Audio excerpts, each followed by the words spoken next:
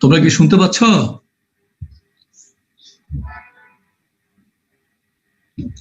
তোমরা কি শুনতে পাচ্ছ? জি স্যার। আচ্ছা, তো আমরা শুরু করতে পারি। যদিও পার্টিসিপেন্ট 2 সেকশনে তো অনেক হওয়ার কথা, অনলি 29 জন 30 জন দেখছি। যাক, আলটিমেটলি দে উইল জয়েন। তো আমরা জাস্ট কিছু রিভিউ করতে করতে আমরা যাই। shear design, actually আমরা we have already finished our flexural design of flat plate or two-way column supported slabs.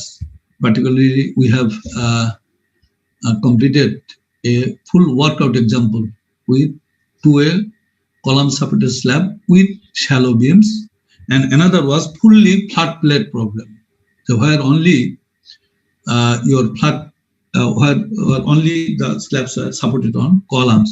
So this is the typical example. That was the typical example of flat plate. And that water example we have solved from Ferguson's book. I have given you the reference. You collect the fresh copy from Ferguson books, that water example. That is very effective books, particularly for flat plate and flat slabs. While the beam with slab with shallow beams, that was the water example from Nielsen books, and we have gone through the detailed water example.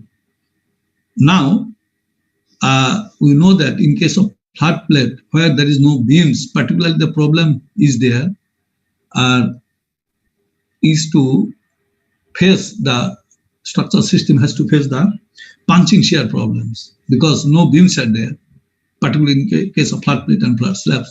When beams are not there, then there is a tendency of punching of the slabs through the columns. So for that, one way is to increase the thickness around the column, or since it is a flat plate, so our theme is that no beams are there, so the inter-slab thickness to be increased, and then what will happen? The huge dead load will be actually huge dead load will be supported by columns. Ultimately, the columns will send that load to the foundation. So all things will be unequivocal. Foundation size will be large, column size will be large. Then what we can do, because in case of flat slabs, you know that in flat plate, no beams, no column thickening, no slab thicken around the columns. But in case of flat slabs, you know that just to solve the local problems, we thicken the slab portion around the column, just at the bottom of the column, in the form of providing column capital or drop panels. Then what will happen? Locally we are increasing the slab thickness, so that will not hamper the overall dead load problems that may come to the columns or foundations. That is the case of flat plate, but flat slabs. But in case of flat plate, since by definition in flat plates there will be no beams, so one option is to increase the inter-slab thickness, and that is the costly solution. So although in slab design, actually there is no provision, general provision for using shear reinforcement, because in most of the slab system, if it is your beam supported slabs or wall supported slabs, you will see that the depth provided due to flexural requirements will automatically fulfill the shear requirements. But in case of purely flat plate, the things is not like that, because whatever thickness you are providing, that generally governed by the punching shear requirement. So if we are not using any shear reinforcement, then what will happen? Your slab thickness will be more, and your dead load will be more. So in flat plate or flat slab system, there is a provision for providing shear reinforcement, and that is our topics today. And we shall learn how many types of shear reinforcement that are provided in case of flat plate and flat slabs. And likewise, we shall also see that how these provisions, or the design consideration of that provisions, or how we can design the shear reinforcement, what will be the shear reinforcement, what will be the types, and what will be the spacing of the reinforcement, and so on, so on. This. And just to start our lessons, so you see that in Article 13.7, shear design in flat plate and flat slabs. So things is that when two-way slabs are supported directly by columns, as in case of flat slab or flat plates, when slabs are carry concentrated loads as shown in footings, etc., near the columns is of critical importance. Test of flat plate structure indicate that in most of the cases, the capacity is governed by shear. That things we already told you that in case of footing design also, in isolated footing, column footing, you might have designed the isolated column footing. This is the, actually there is very much similarity between flat plates and your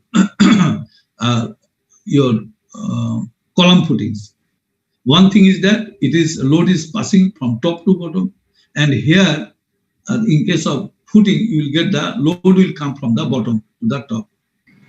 This is the difference, because all the design consideration will be same in case of flat plate as well as in your column footings. The consideration, the model is same. Now, when slab without shear reinforcement, when we are using when we are not using shear reinforcement, then what are the different types of shear that may be critical or that creates cracks in the slab system? The two types of shear we know in case of beam design or slab design. Beam type shear, because it is beam type shear. So in slab, if you consider a strip of slabs supporting between the two beams or anything, then what will happen? Maximum shear will develop at the edge of the supports, and just like beam, and at critical sections you have to check you have to find out the critical shear, and then you have to check whether concrete is capable of taking the shear or not. This is a beam type shear. Another shear, and that shear is taken at a distance d from the face of the column or column capital at a distance. This beam type of shear and the critical section occurs at a distance d. In case of S supported slab also, you will get, or even in beam also, the critical sections for beam type shear occurs at a distance d, although at the face of the column, the maximum shear develop.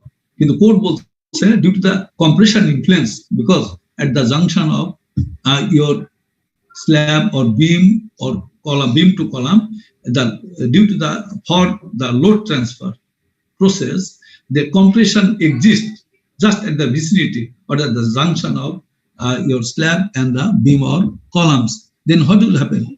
That influence, within that influence, since there is a compressive force, so diagonal tension that is liable for cracks, shear cracks, that will be not effective within that influenced zone. So that distance occurs at a distance d up to that influence, compression influence exists up to distance d. That's why at d distance from the face of support or column, the critical section is taken that shear is taken as a critical shear, although at the face of the column face or beam face, the shear is maximum. Just this is the reason. And what should the design strength? The 5 VC, this is the concrete capability of taking shear. Then when multiplied by 5, then it becomes the design shear strength should be greater than equal to mu at factor loads. So this is the condition in case of your beam type shears. Then in beam types, so what is the concrete capability? The formula is like that. It is well-known formula. If I used that formula in beam design also. What is this? VC equal to twice lambda root F times C BWD BD.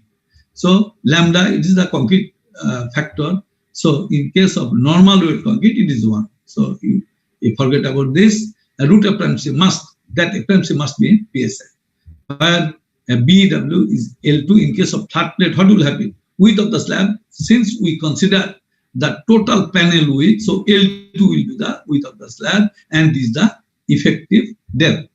Now this is beam type, one type of shear. Another type of shear is the punching shear. That is very much effective in case of your flat plate. So what is punching shear? Your punching shear, it occurs with potential diagonal cracks following the surface of a truncated cone or pyramid around the column, capital or drop panel, as shown in figure. The failure surface extend from the bottom of the slab at a support diagonally upward to the surface. Then it will be. So punching shear occurs in that. Failure occurs in a diagonal fashions and like this. And that angle generally it varies from 30 to 50. In all practical purposes, we take that angle as 45 degrees. That things we are discussing here.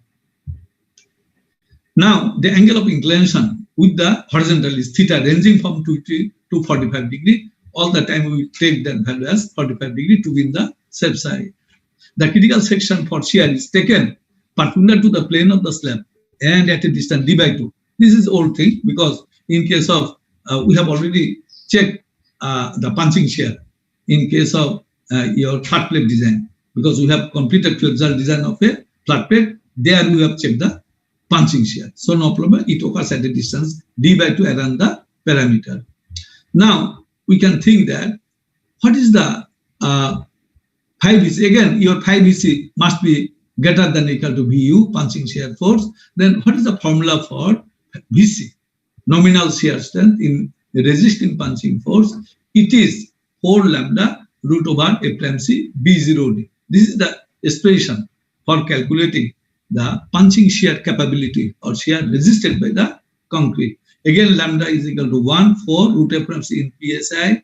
B0 is the punching perimeter or around the column at a distance D. You take a perimeter, then length of that perimeter is your B0, and this is the effective depth.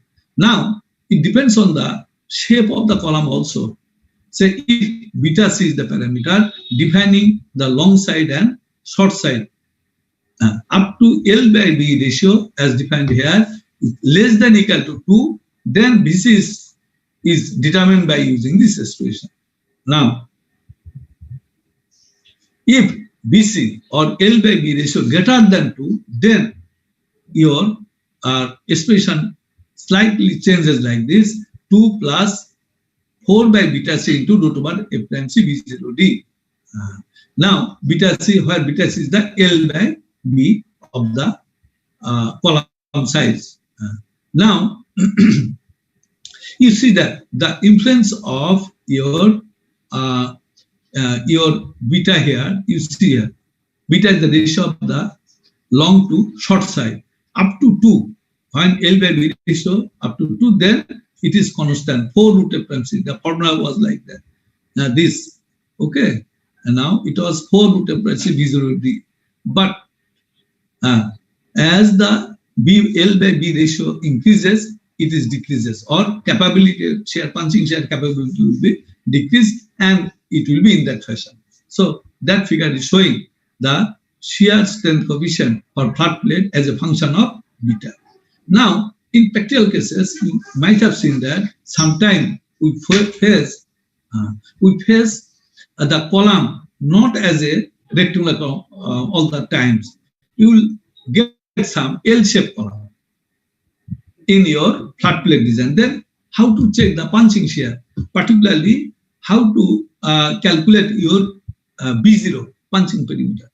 তখন এইভাবে here d by 2, here d by 2, here d by 2, here d by 2. Now from there you make a straight line, and that will be the punching perimeter. It is not like that. In this way, you again go in that way, d by 2 distance, again in this direction. Not like this.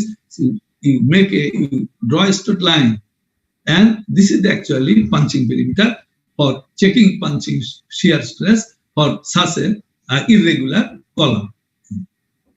Now, with that knowledge, it is clear that you have to check the punching shear check in case of flat plate and flat slab design. Then if it is exceeding the capability of concrete, say if the condition is like that, your VU value, punching shear developed, is greater than 5 EC, then what will happen? Your thickness to be increased, but we generally don't increase the thickness, because the increase of thickness will lead to the huge huge amount of dead loads, and that will be your costly solution. So we provide the shear reinforcement. That things we are now covering. Types of shear reinforcement. What are the types of shear reinforcement generally used in a flat plate or flat slab system? Now, special shear reinforcement is often used at the supports for flat plate and sometimes for flat slab as well. It may take several forms. A few common types are shown in figure. So in your Nielsen books, or any books in Ferguson books also, you can get in Nielsen books figure 13 to 20, you will get the various types of shear reinforcement. The name of that shear reinforcement is like that. Say this is one type, shear head types. Another bend bar arrangement type. C, channel frame type. Another flanged collar type. And another type, integral beam with vertical stirrups and shear star reinforcement. So these are the 6 types of reinforcement we can generally apply in flat plate or flat slab system as a shear reinforcement. Now, in figure, as we have told, figure 13-20, shear reinforcement for shear reinforcement for flat plate from the books, some references there. So here A, B, C, D we have mentioned. Say first one was your shear heads. So here you will get the shear head type shear reinforcement, and this is actually plan, and this is your sectional elevations. So these are the steel element, steel shape provided side by side like this, and it will be placed in that manner just to remove to resist the punching shear. And of these 6, 2 are very common that we will discuss broadly, and we shall solve some problems also on that issue. So, but you have to know about the different systems. So this is that was your shear head system. Then B, this is the very simple things generally used in flat plate slab, supported on RCC columns. You see that, say it is a spiral column, so we can put some of the reinforcement in the directions in sections. You can see this is the critical section. So you put some bars and bend like this, and bend, and then you make again straight. So if this is the critical sections, and that component of bar will resist the punching shear when the slab wants to punch through that column. So that inclined length of the bar will be effective in resisting punching shear. So the mechanism is very easy and is generally used in our RCC column slab system. Now C, number C was the channel frame welded channel section. This is plan, and this is also section elevation. Some channels are put over there, and actually these are the system when in case of flat plate rest on steel columns, then that type of shear reinforcement is very much effective. Similarly, the D1 was your D type was flanged collar. So here this is flanged collar. It is also suitable for flat plate slab rest on steel column. Okay, so this is the steel column. So if it is the slab, then that arrangement can be flanged steel collar. These are the steel shapes, different steel shapes put over columns and enlarged into the within the flat slab so as to get the punching shear resistance. Now C1, this is the integral that after C, D, bend balance channel frame, flanged collar, E, integral beam with vertical stirrups. This is a very easy concept and generally used in flat plate system. Let us see what is this. if you see the plan, what you see, this is the column. The column, some reinforcements are passing in the directions, and these are the series of stirrups has been placed here. Just you think like beam. So beam generally run in these directions, one directions, another directions beam also run. So if you are putting series of stirrups, and here the beam is not the exposed beam. These beam are hidden beams, or you you assume some hidden beams within the column, within the slab, passing through the column rods, and then you put the shear reinforcement in the form of a ring that you already use in case of your beam. Similar techniques here, but the beams are hidden beam or concealed beam.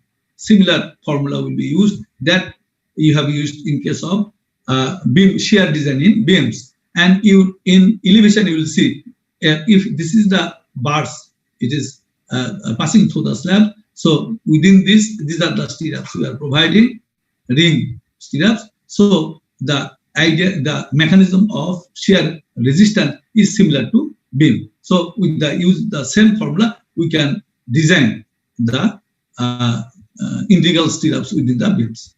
And last one, this is the shear stud reinforcement. This is another thing. So in this way, what will happen? Say this is the plan. So we put some strip here. Strip here, you see here, these are the strips, and here the round bar is like this, and at the top of the bar, again round plate type, small plate type element is placed here, so that it is very effective in resisting punching shears. And that strip are placed like this within the slabs. So when punching shear will occur here, so that strip will act as strip will act as a shear reinforcement. So in figure you will get the correct idea, because in books you will get the correct in that article. So we are interested that two things that are very much effectively used in case of flat plate, RCC flat plate over RC columns. So one is this is your integral beam with vertical stirrups, and another is that bend bar system. It's very easy to understand, as well as widely used for RCC system. Now we can discuss some of the points we have already discussed. Shear heads, it consists of standard structural steel shapes. We have seen embedded in the slab, projected beyond the column. It serves to increase the effective perimeter B0 of the critical section. In addition, it may contribute to negative bending resistance of the slab. Of course, it acts as a reinforcement also. Figure, the relevant figure is particularly suited for use with concrete columns. It consists of short length of A or wide flange beams cut and welded at the cross section so that the arms continues through the column. So these are the description of that system. Columns bar are visually vertically at the corner of your column. So this is the small introduction of that system, your shear head system. Now bend bar arrangement. Sir, এটা তো বুঝি নাই sir. Is system মানে এটা কি বুঝাইছে sir, এটা বুঝি নাই, মানে shear head. Shear head. This is shear head. This type. Shear head. This type we have already discussed, and it is written in books. You will see shear head. Some points we have mentioned here. Okay. Now bend bar arrangement, and that figure we have already shown. Bend bar ends, the reinforcement will be bent. Like these bars are usually bent at 45 degrees across the potential diagonal cracks and extend along the bottom of the slab at a distance sufficient to develop their strength by bond. This type of shear reinforcement is suited for use with concrete columns. So we shall solve some problems, and we shall discuss the mechanism of shear resistance later on, no problem. Now, this is the small introductions. Channel frame, we have already covered in C item. The type of shear reinforcement varies similar to shear head in its action, but is adopted for use with steel columns. Actually, these are suited for when RCC flat plate is based on steel columns. flange collapse, we have already discussed here also. Now we are interested in that integral beam with vertical steps. We have already talked about this. Again, we shall solve problems. It is very similar to beam design, beam shear design. In this time, vertical stirrups have been used in conjunction with the supplemented horizontal bars radiating outward in two particular directions.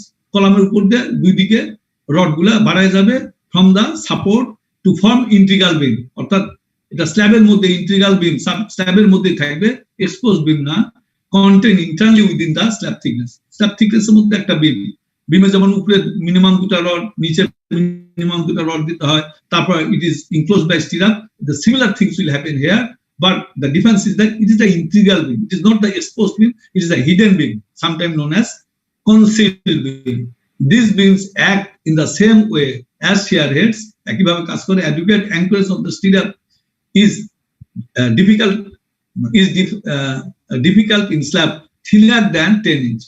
এই যে আমরা এটা use করব, যে এটা 10 ইঞ্চির কমে স্ল্যাবটা হলে, সাধারণত ফ্ল্যাট প্লেটে আমরা 8 ইঞ্চি 10 ইঞ্চি পর্যন্ত স্ল্যাব থিকনেস দিয়ে থাকি, কারণ স্ল্যাব থিকনেস বড় 6 inch slab thickness, then it is very tough to provide a concealed beam there. সেটা বলা হচ্ছে অ্যাবাউট 10 ইঞ্চি থিকনেস হয়, এই সিস্টেমটা খুব ইফেক্টিভ হয়। যাক, এগুলা এসে করি because the effective depth D is to be at least 6 inch, কমপক্ষে 6 ইঞ্চি ইফেক্টিভ ডেপথ হতে হবে। In all cases closed hoop stirrups should be used. আমরা ক্লোজ হুপ স্টিরাপস আমরা ইউজ করি, যেমন যেটা বিমে ইউজ করি, এটা ক্লোজ হতে হবে। অনেক সময় বিমে কি করা হয়, দুই দিকে আমরা স্টিরাপ দিয়ে দিলে হয়, কিন্তু উপরে ক্লোজ না করলে চলে, কিন্তু এখানে ক্লোজ টাইপ স্টিরাপ ইউজ করতে হবে। So we shall solve the problem. Then that time it will be more clear.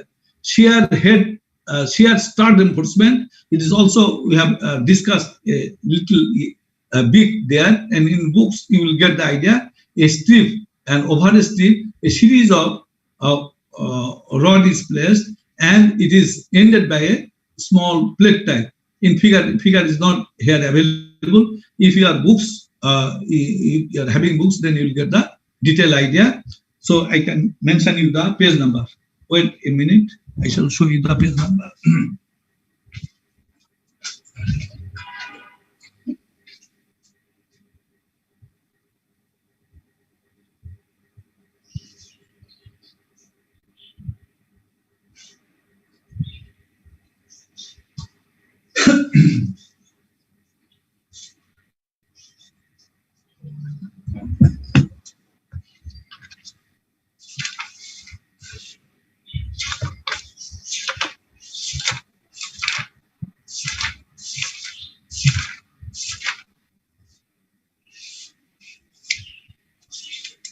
So in page 428, you will get the clear idea about the shear stud.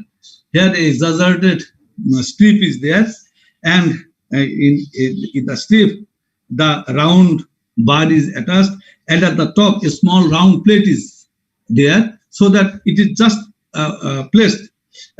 In 429, that's the example also there, how it is placed here. So you will get, it is very easy technique. You lift the strip within the just slab at the junction of column, so that during diagonal tension cracks that occurs generally at a 45-degree angle, that then round bar will be effective in resisting the your tension for diagonal tension force. So now, as we told that these two is very similar or very widely used as a shear reinforcement in flat plate system. Say bend bar arrangement or design of bend bar reinforcement. What is in which way, in what way that bar resists the shear reinforcement, we shall see. Now this is say column and this is the slab. Now bend bars are placed. It is one side, and similar rod will pass in particular side also. You see here a bar is placed here, then it is bent down, and it is running like this. Similarly, at that face it is bent down. At that angle is generally alpha, is generally taken as 45-degree, and it is just placed like this. Then what will happen? Actually, at a distance d/2, this is the critical section for punching shear. Then when that slab will try to punch through that, or column try to punch through that slab, then at that locations, then that bar will come into action. So the vertical component of that bar, which is AV Fy sin alpha. So if AV is the area of the bar, Fy is the your yield strength, then AV Fy is the bar force in that directions. Its vertical component is sin alpha. So that will be equilibrated by the punching force around the column perimeter. So this is in this way it takes the punching shear load. That things we have discussed here. Now what is the some limiting conditions? Because what should be the maximum strength in that system? If shear force in the form of bend bars is used as shown in figure, the limit value for the nominal shear strength, কারণ তুমি যে এখানে একটা বার দিলে তার nominal value অর্থাৎ maximum ultimate কত শক্তি হবে এই সিস্টেমে, strength Vn calculated at the critical section d/2 from the support face may be increased to 6.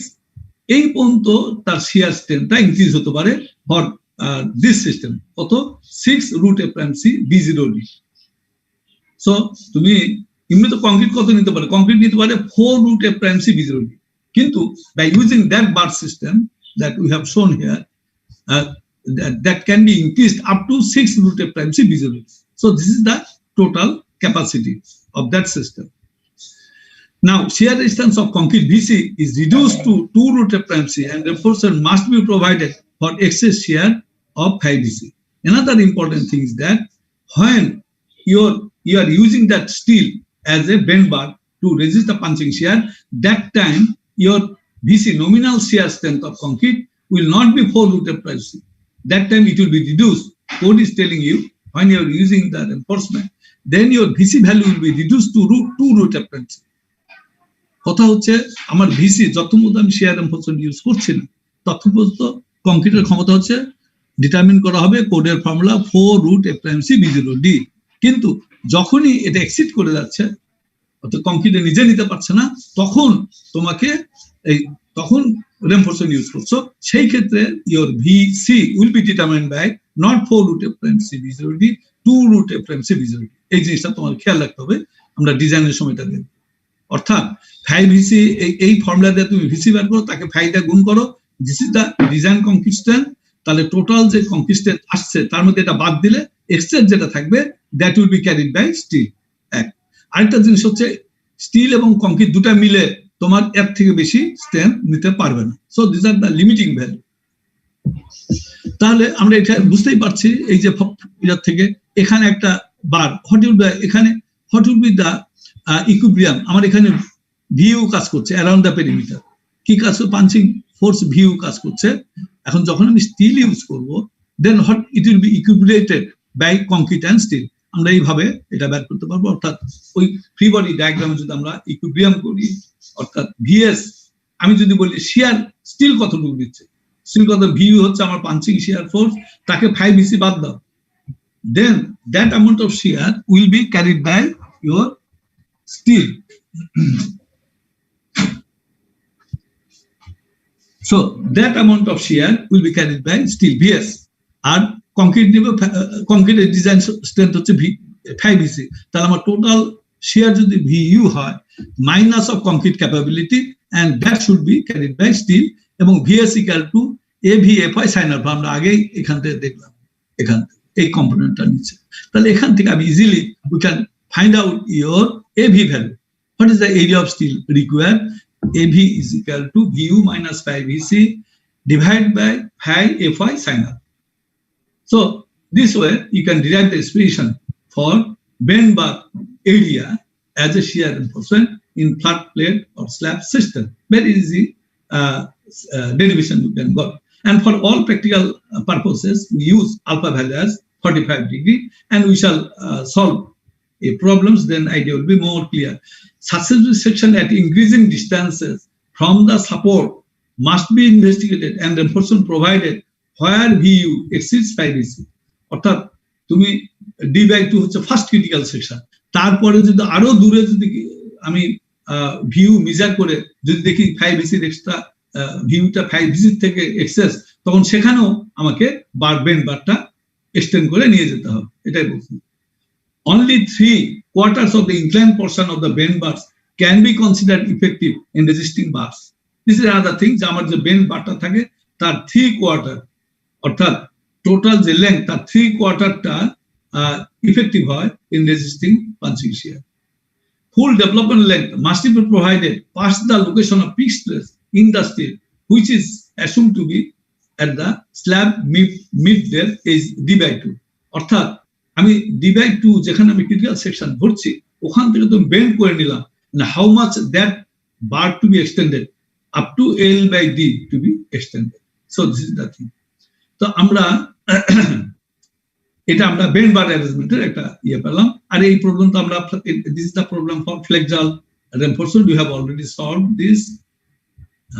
আমরা শেয়ারে চলে যাই, এই অঙ্কটা আমরা করাইছি তোমাদের, এটা we have already covered. Now we can design of bend bar reinforcement. আমরা যে এক্ষুনি বেন্ড বারের একটা থিওরি জানলাম বা দেখলাম যে in what way bend bar system your carry the excess shear reinforcement, তার একটা প্রবলেম তোমাদের এখানে দেওয়া আছে। as a watered example of a Nielsen box 13.3 page 424 you'll get a problem. Let us see the problem and how they have solved. Firstly, the statement of the problem.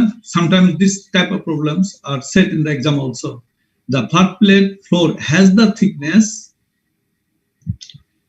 thickness H equal to 7 inch. বলা হচ্ছে একটা flat plate system আছে, flat floor system, সেখানে slab thickness 7 inch and is supported by 18 inch square column, এবং এটা 18 inch square column-এর উপর বসানো আছে। Space 20 feet on centers each way, অর্থাৎ দুই দিকে এই কলামগুলা 20 ফিট দূরে দূরে স্পেস করা আছে, অর্থাৎ বসানো আছে বা এটা লাই করছে। The floor will carry a total factored load of 300 psi. দেখো, the load will carry a total factored load of this. Total factor বলতে বোঝাচ্ছে এখানে ডেড লোড ছিল, লাইভ লোড আছে, সবগুলা সার্ভিস লোডকে ফ্যাক্টর দিয়ে গুণ করার পর অ্যাড করে এই লোডটা পাওয়া গেছে। এইভাবে প্রবলেমটা সেট করা আছে। সবসময় যে এইভাবে সেট করা থাকে নামটা আছে, তোমাকে এই বলা হতে পারে যে the floor will carry a live load of 100 psi. এটা যখন তোমাদের বলবে তখন তুমি কি করবে, তখন তুমি ডেড লোড আর স্ল্যাব থিকনেসটা বের করে নিলে, তাকে ফ্যাক্টর করো 1.2 দিয়ে গুণ করো, লাইভ লোড যেটা আছে তাকে 1.6 দিয়ে গুণ করো, and then add, then you will get W value, এরকম ভ্যালু পাবে। এখানে কিন্তু তোমাকে আরো সহজ করে দিয়েছে যে total factor load of 300 psi দেওয়া আছে। এখন তোমাকে বলা হচ্ছে check the adequacy of the slab in resisting punching shear at a typical interior column. চেক the adequacy of the slab. স্ল্যাবের এই যথেষ্ট কিনা, এই স্ল্যাবটা যথেষ্ট কিনা এটা পরীক্ষা করতে বলা হচ্ছে। রেজিস্টিং পাঞ্চিং শিয়ার এগেইনস্ট এই স্ল্যাবটা যথেষ্ট কিনা এটা চেক করো। কোথায়? একটা টিপিক্যাল ইন্টেরিয়র কলাম, কারণ কলাম বিভিন্ন রকম কলাম আছে, যেমন এটা exterior column, this are exterior column, this is the corner column and these are the interior column. So typical interior কলামে তোমাকে পাঞ্চিং শিয়ার চেক করতে হবে যে এই যে থিকনেস দেওয়া হলো আর যে লোড সিস্টেমটা আছে, এই স্ল্যাব যে থিকনেস আছে, whether it is adequate to resist the punching shear or not, এটা বলা হচ্ছে প্রথম stage. Now and provide shear reinforcement if needed. এখন তুমি চেক করে যদি দেখো যে shear reinforcement লাগছে, কিভাবে বুঝবো আমরা?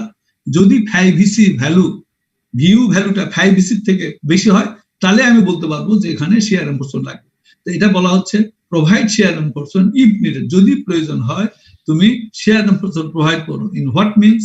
Using bend bar system, bend bar use করে তুমি shear reinforcement প্রোভাইড করবে যদি লাগে। Metal tensor Fy equal to 60 KSI, Fy 4 KSI। প্রবলেমটা তোমরা স্টেটমেন্টটা বুঝতে পারছো? প্রবলেমের এটা বুঝতে পারছো কি বলতে চাচ্ছে বা কি চাচ্ছে এই প্রবলেমটা? বুঝতে পারছো এটা স্টেটমেন্ট অফ দ্য প্রবলেম? এই প্রবলেমে এটা কি বলতে চাচ্ছে এটা তোমরা বুঝছো কিনা সেটা বলো। হ্যাঁ, এই অঙ্কটা বুঝতে পারছো কি চাচ্ছে? কি ব্যাপার? 123 জন ছাত্র এখানে ক্লাস করছে, এটা বুঝতে পারছো কি, এটা পারছো কি না? এটা কি, হ্যাঁ স্টেপ তোমরা একটু ইয়ে করো, আইডিয়া শেয়ার না করলে তো হবে না। আমি তো অন্ধকারের মতো পড়াচ্ছি, কাকু দেখতেও পাচ্ছে না, কিছুই পাচ্ছে না। এখন আমি কি উলুবনে মুক্তা ছড়াচ্ছি কিনা সেটা বা কে জান। তোমরা শেয়ার করো, বুঝতে না পারলে তোমরা you ask question, then we can maybe rectify. আমি আবার ওই জায়গায় আমি আলোচনা করতে পারবো। তাহলে এইটা চিত্র থেকে আরো ক্লিয়ার হবে। দেখো, এটা বলা হলো যে এটা ফ্ল্যাট প্লেট সিস্টেম। আমি চিত্রটাকে আঁকাইছি যে কলামগুলা প্লেস করা আছে দুই দিকে 20 ফিট করে, স্পেস ল্যাঙ্গুয়েজে বলা আছে। আচ্ছা, কলামের সাইজ বলা আছে 18 বাই 18 ইঞ্চি। এখন টিপিক্যাল ইন্টার কলাম সে এটা তোমাকে চেক করতে হবে লাইভ লোড, ফ্যাক্টর লোড, অর্থাৎ সব লোড গুলা ফ্যাক্টর করে যোগ করে ইউনিফর্ম ডিস্ট্রিবিউটেড লোড দেওয়া আছে WU = 300 PSA। এখন এই ইন্টেরিয়র কলামে এখানে পাঞ্চিং শেয়ার চেক করে দেখো যে স্ল্যাব থিকনেস অ্যাডুকেট আছে কিনা। স্ল্যাব থিকনেস দেওয়া আছে 7 ইঞ্চি। 1 2 নম্বর যদি অ্যাডুকেট না হয় তুমি শেয়ার প্রোভাইড করবে by using bend bar system. এই বলা আছে জয়েন হয় মেটাল টেন্সার দিস। আচ্ছা, আই ফিল এখন তোমার এটা ক্লিয়ার। এখন আসো, আগে এটা তোমার আমরা দেখালাম, এটা চিত্র ডিজাইন চিত্রটা দেখানো আছে এখানে। আস্তে আস্তে আমরা কিভাবে এটা আসছে আস্তে আস্তে ডিসকাশনের মাধ্যমে যাবো। আমার এই যেহেতু 7 ইঞ্চি দেওয়া আছে, আমি ডি বের করে নিতে পারি। 400 বার যদি আমি ধরি এনফোর্সমেন্ট, তাহলে আমরা 1 ইঞ্চি, কারণ 0.75 প্লাস 0.25 1 ইঞ্চি বাদ যায়, তাহলে ইফেক্টিভ ডেপথ আমরা 6 ইঞ্চি পাই। আচ্ছা, প্রথম ক্রিটিক্যাল সেকশন পাঞ্চিং শেয়ারের জন্য কোথায় অকার করে? At a distance D/2 around the column perimeter. এই যে এখানে যেটা এখানে D/2 distance, D/2 distance punching share হবে B0। তো পাঞ্চিং পেরিমিটার বের করো, D/2 মানে 3, অর্থাৎ একটা কলামের, এটা যদি কলাম হয় এদিকে 3 ইঞ্চি এদিকে 3 ইঞ্চি, তাহলে এদিকে ডি, এই যে আমার যে কলামের উইথ আছে সাথে একটা ডি যোগ হবে, তাহলে আমি একদিকের লেংথ পাবো, এরকম 4 দিকের লেংথ। এই যে B0 18 কলামের উইথ প্লাস D/2 এদিকে, D/2 আরেক দিকে, অর্থাৎ একটা ডি একদিকে লেংথ পেলাম, 4 দিকে হচ্ছে 4 দিয়ে গুণ করে 96 ইঞ্চি। এটা হচ্ছে পেরিমিটার অ্যারাউন্ড দ্য কলাম। এখন শেয়ার, কোন শেয়ারে তোমার পাঞ্চিং শেয়ার হবে? এটা হচ্ছে তোমার আমরা এখানে ফিরে যাই। এখানে যখন পাঞ্চিং শেয়ার চেক করব, তাহলে আমার পাঞ্চিং পেরিমিটার এই জায়গায়, এখানে D/2 ডিসটেন্স দূরে।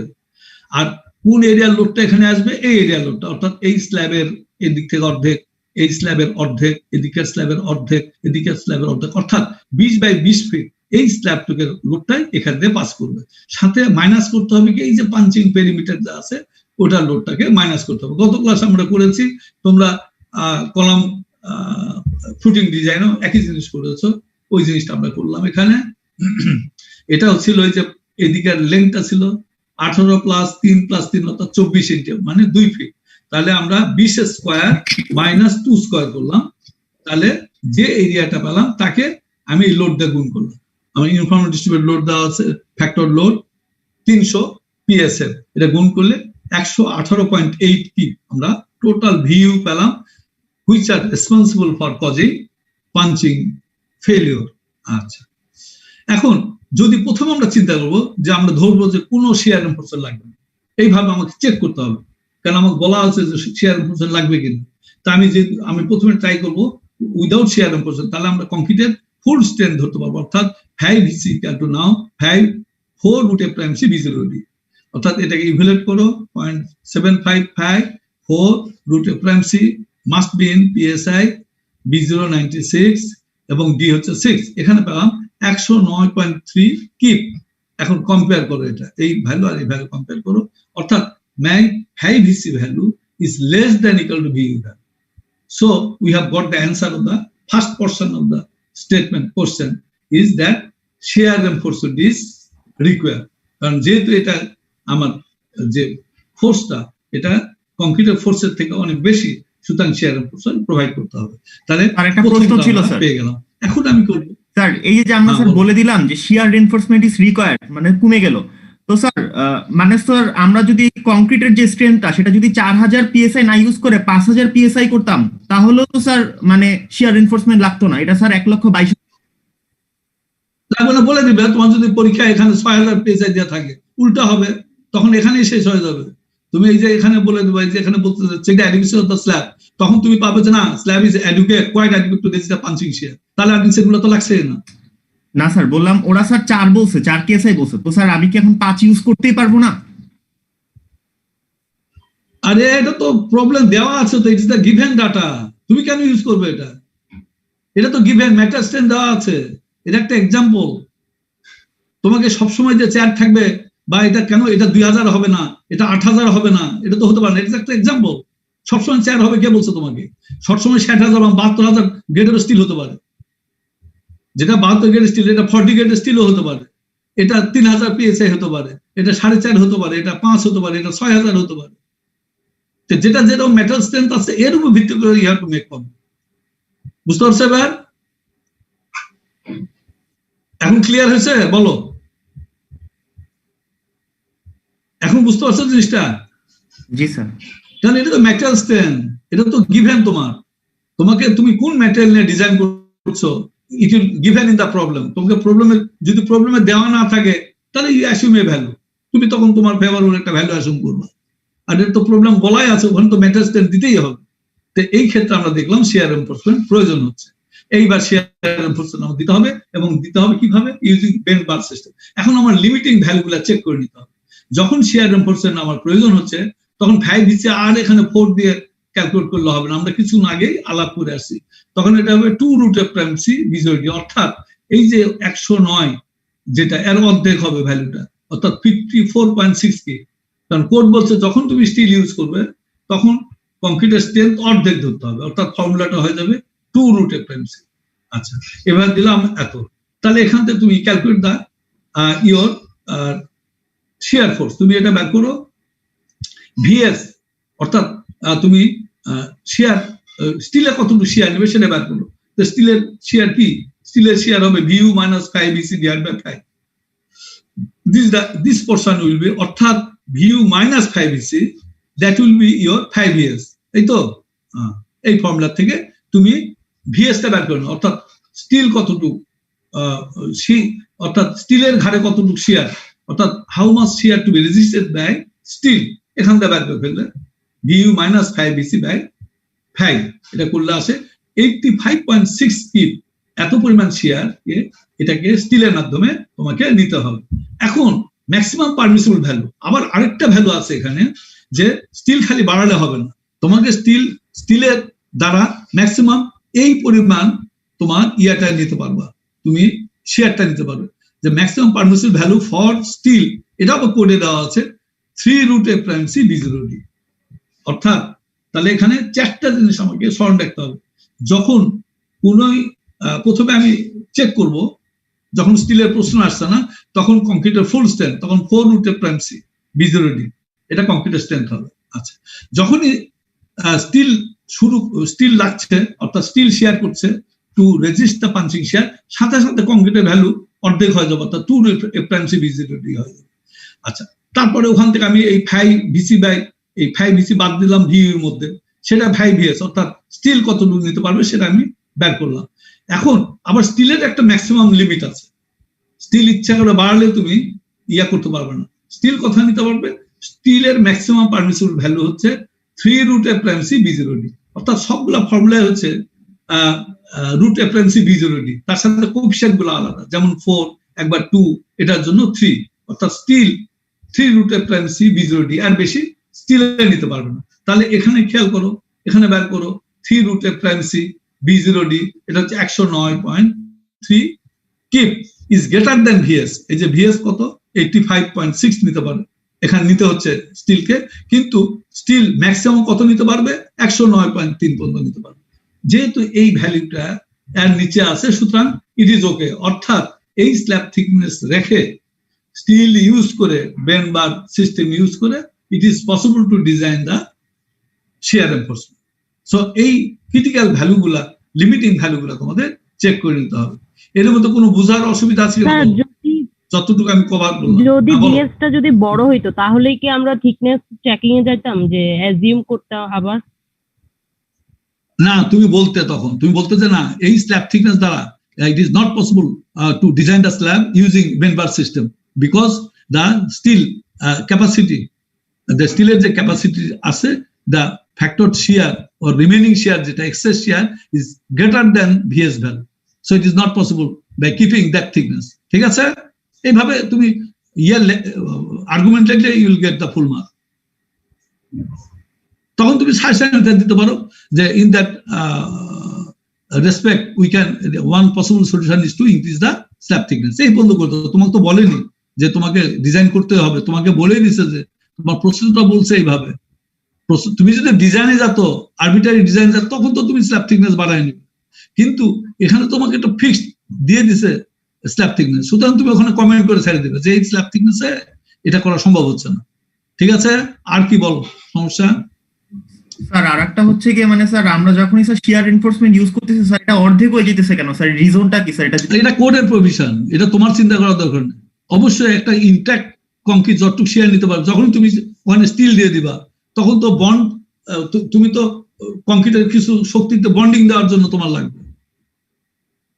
এটা পরীক্ষা নিরীক্ষা করে দেখছে, যখন আমি স্টিল ইউজ করছি কংক্রিট ফুল স্ট্রেংথ দিতে পারে না, কত দিতে পারে? অর্ধেক দিতে পারে। এটা কোডাল ফর্মুলা, তোমার এটা চিন্তা করার দরকার নেই। ঠিক আছে, আর কারো কোনো কোশ্চেন বলো? আর কারো কোনো কোশ্চেন আছে? তাহলে আমরা নেক্সট প্রসিড করি। তাহলে এই সিস্টেম আমরা জানলাম যে হ্যাঁ হ্যাঁ বলো। যদি ব্যান্ড বার না বলা থাকতো তখন যে কোনো মেথডে করবা, পরে তো আরেকটা মেথডে যাও। তোমার বেন্ড বার বলছে এই সিস্টেমে করা যাচ্ছে না, বা শেষ। ঠিক আছে, পরেরটা পরে যাও। হ্যাঁ আচ্ছা, তারপরে আসো, এখন আমরা ফর্মুলায় আমরা দেখলাম ফিজিবল যে এটা যদিও শেয়ার এক্সিড হচ্ছে, কিন্তু আমি বেন্ড বার দিয়ে ডিজাইন করতে বলছে, এটা সম্ভব, আমাদের যে লিমিটিং কন্ডিশন গুলো ফুলফিল করছে। এখন এই ফর্মুলাটা অ্যাপ্লাই করো। এক্ষুনি আগে আমরা ডিরাইভ করলাম AV equal to VU minus 5BC divided by alpha FY sin alpha. Take alpha equal to 45 degree. আচ্ছা, তাহলে আমরা সবসময় all practical reasons alpha 45 degree না হয়, এটা করলে তুমি এখান থেকে AV ভ্যালু পেয়ে গেলে কত? 2.02 ইঞ্চেস স্কয়ার। এই বারগুলা আমরা কিভাবে বসাবো? আমরা আগেই দেখলাম যে কলামের উপরে দুই দিকে কমপক্ষে দুটা করে বার আমরা দিব। দুটা করে বার আমরা দুই দিকে দিব, তাহলে কত হচ্ছে? কয়টা বার পাচ্ছি আমরা? দেখো, এই total of 4 bars will be used, 2 in each direction। এক ডিরেকশনে আমি দুটা করে দিচ্ছি, আরেক ডিরেকশনে দুটা বার দিলাম, তাহলে টোটাল এরিয়া কত পাবো? প্রত্যেকটা ফেসে কত করে পাচ্ছি? দুটা করে আমি এরিয়া পাচ্ছি, তাহলে টোটাল 8টা এরিয়া পাচ্ছি। কলামের থেকে এই যে এখানে আবার ফিরে যাও,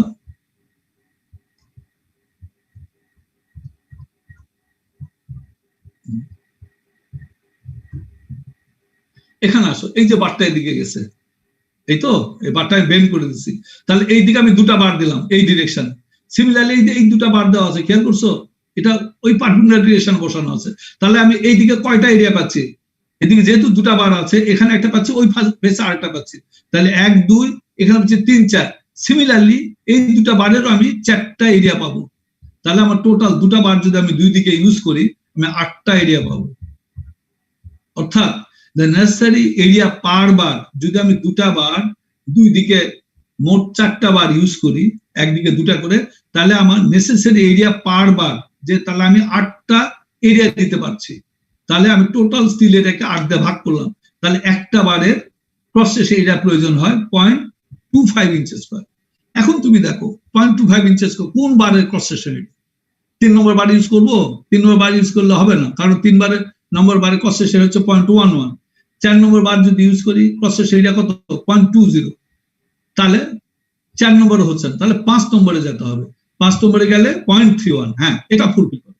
তো use number 5 bar with area 0.31 inches square is greater than 0.25 inches square. Okay, তাহলে আমার উত্তর হলো 4টা, মোট দুটা ইচ ডিরেকশনে মোট 4টা বার দুই দিকে আমি যদি দিই, 5 নম্বর বার, that will be, এবং ব্যান্ড বার ইউজ করি, that will be sufficient to carry the excess shear in excess of concrete punching shear strength। কংক্রিটের এক্সেস যে শিয়ারটা থাকবে, 4টা বার আমি দুই দিকে কলামের উপর দিয়ে দিই বেন্ড কন্ডিশনে, তাহলে তোমার এই শিয়ারটা তা নিতে পারবে। আচ্ছা, এখন আপার ভ্যালু, আরেকটা কথা প্রথমে তোমাকে বলেছিলাম যে স্টিল ইউজ করলাম, কংক্রিট ইউজ করলাম, এই দুটা মিলে আমি কি স্টিল খালি বাড়াতে থাকবো? বাড়াই কি আমি কতদূর পর্যন্ত, আপার লিমিট কতদূর পর্যন্ত এই সিস্টেমটা আমি অ্যালাউ? কোড বলছে যে তুমি যত স্টিল আর কংক্রিট একসাথে যাই ইউজ করি, ম্যাক্সিমাম এই ভ্যালুর বেশি তুমি শেয়ার রেজিস্ট করতে পারবে না। তো এটাও আমাকে প্রথমে চেক, এটা এখানে চেক করছে, এটা সামনেও চেক করে, আগেও চেক করে নিতে পারো। ম্যাক্সিমাম ভিএনটা হচ্ছে 6 রুট এফএমসি B0D, তাহলে একটা ছিল 4 রুট এফএমসি B0D, একটা ছিল 2 রুট এফএমসি B0D, একটা ছিল 3 রুট এফএমসি B0D, আর একটা হচ্ছে VN total capacity cannot exceed 6 root FMC B0D। এটা বের করে নাও, এটা বের করলাম 218.5 কি আমার, এটাকে 5 ভিএন, কারণ আমরা তো ডিজাইন স্ট্রেন্থ, এটা তো নমিনাল স্ট্রেন্থ, এটাকে 5 ভিএন যদি করি 163.75 টা গুণ করলে 163.9 কি হয়, ইজ গ্রেটার দ্যান 118.2। এটা হচ্ছে টোটাল পাঞ্চিং ফোর্স ছিল আমার 118.8 কি।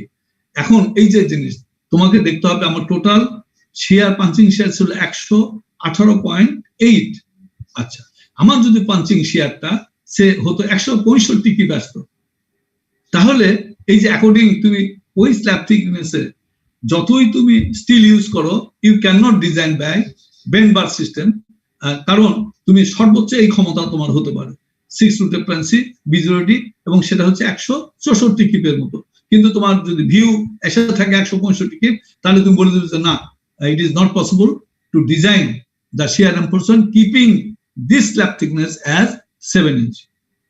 এটা বুঝতে পারছো? এইখানের মধ্যে বুঝতে পারছো কিনা? এইটুকুর মধ্যে বলো, এইটুকুর মধ্যে বুঝতে পারছো কিনা? কোনো সমস্যা কারো আছে কিনা?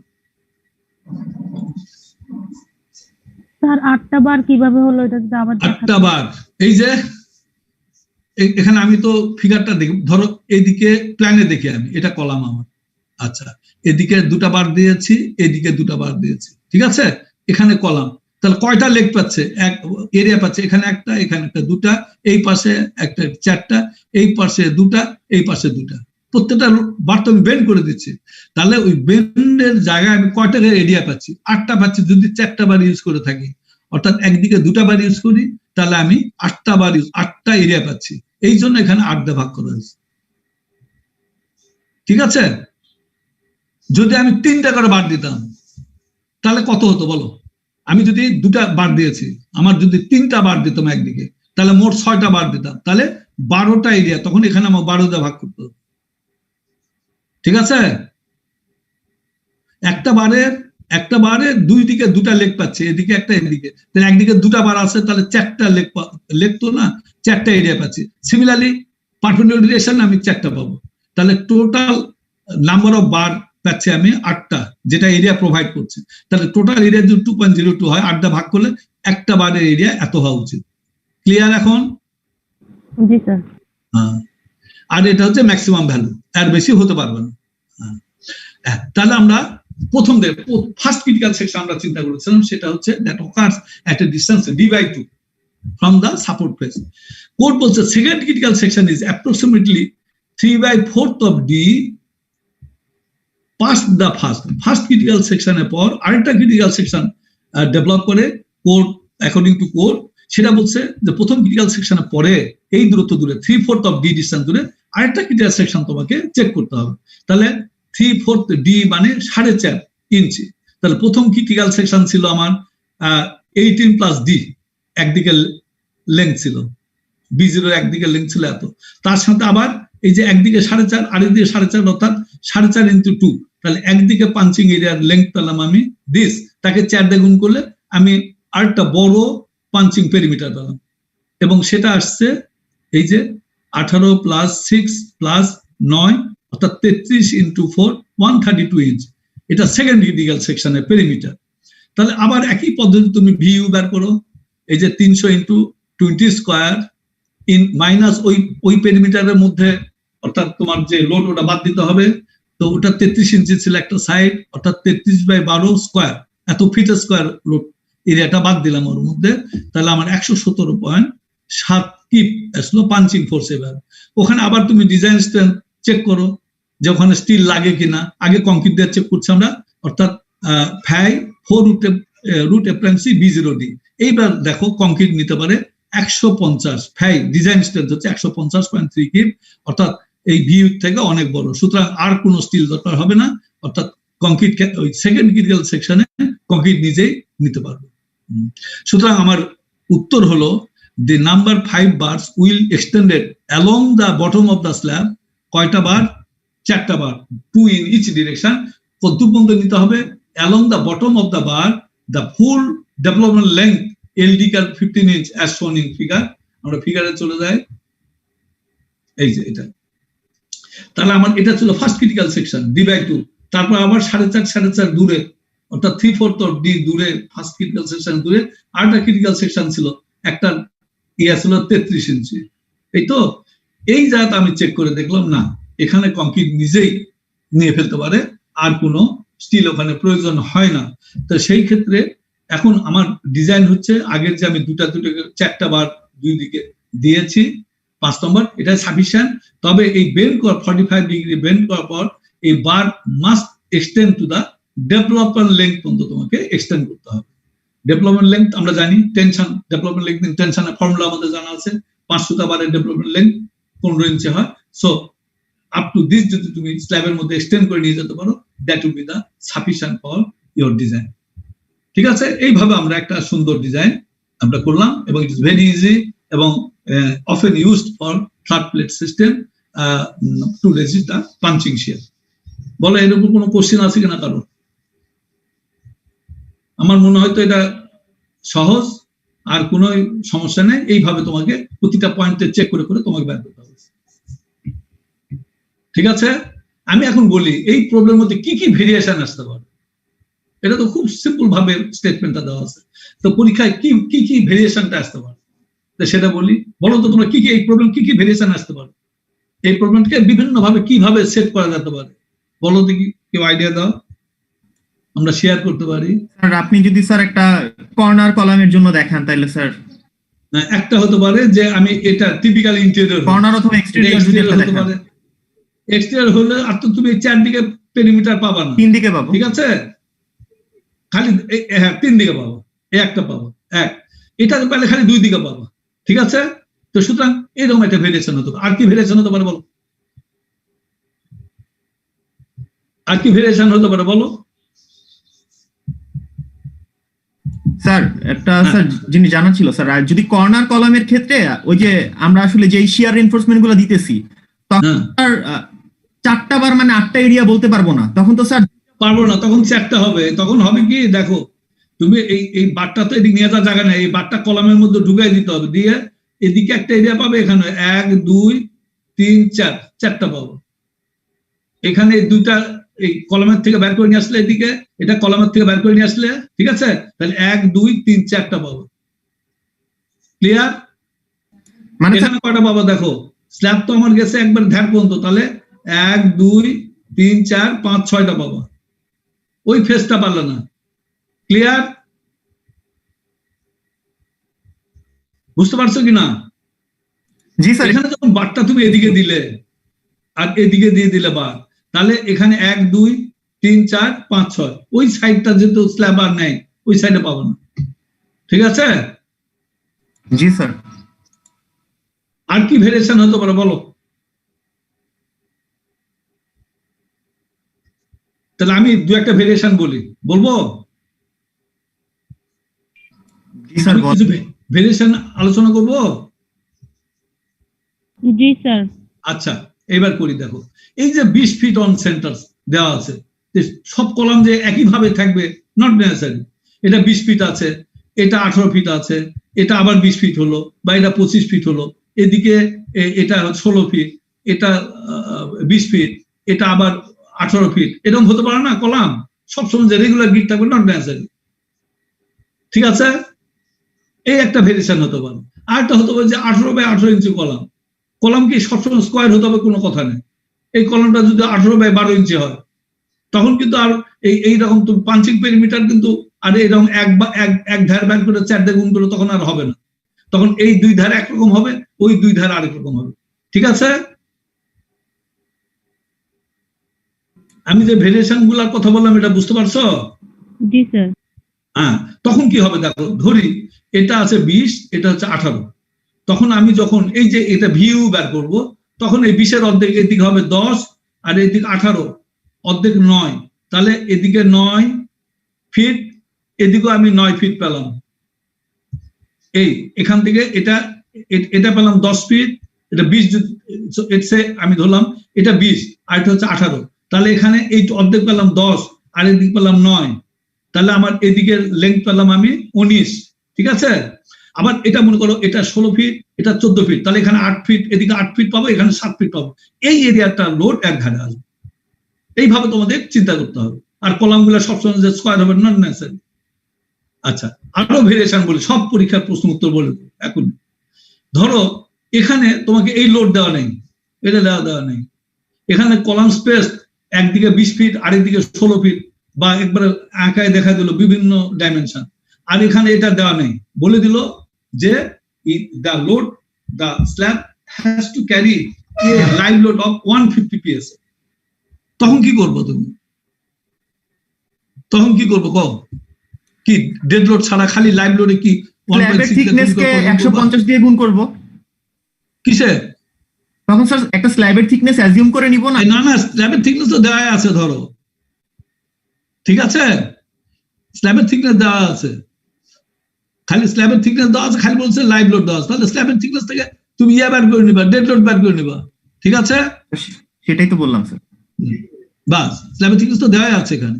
এখন এমন হতে পারে স্ল্যাবের থিকনেসও দেওয়া নেই, পুরো একটা ফ্ল্যাট প্লেট দেওয়া আছে, স্প্যান দেওয়া আছে, তখন তো থিকনেস বের করে আমি ফর্মুলাও জানি না, আমরা শিখে আসছি না ফর্মুলা, ওখান থেকে তুমি থিকনেস বের করে নিবে, কোনো অসুবিধা। তো এইরকম ভাবে বিভিন্ন রকম ওয়েতে তোমাদের প্রবলেমগুলো সেট হতে পারে। তো আমি আদি অন্ত সব বলে দিলাম, এইভাবে তোমাকে করতে হবে। এখানে তোমাকে এই যে কলামে চেক করতে না বলে এক্সটেরিয়র কলামের কথা বলে দিল, তো সুতরাং তুমি আগের থেকে যদি প্র্যাকটিস না করো তাহলে তুমি পারবে না। কর্নারের কলামের কথা বলে দিল, তখন এটা আগের থেকে তোমাকে প্র্যাকটিস করে যেতে হবে, ঠিক আছে। এখন আমরা চলে যাই আরেকটা প্রশ্ন ছিল স্যার। বলো স্যার। এই কলামটা স্যার যদি স্যার সার্কুলার কলাম হইতো স্যার, তখন কি স্যার আরো ভালো, আরো ভালো, তুমি D/2 ডিসটেন্স ধরে রাউন্ড একটা পেরিমিটার বের করো, টুয়াইস বাই আর, আরো সহজ। স্যার তখন পেরিমিটারটাও স্যার রাউন্ড, মানে সার্কুলার পেরিমিটার।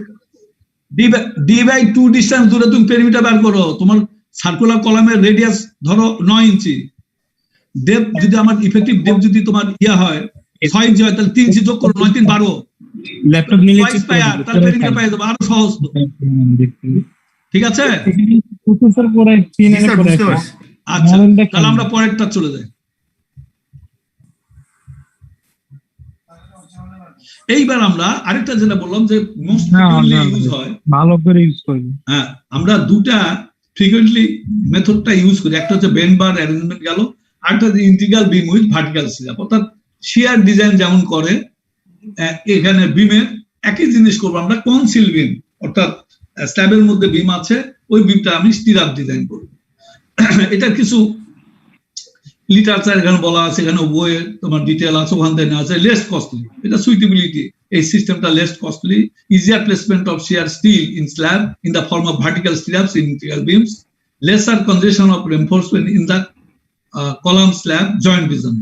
এই দিস আর দ্য মানে তোমার ফিজিবিলিটি বলো বা আর সুইটেবিলিটি অফ দ্যাট সিস্টেম। প্রিন্সিপালটা কি?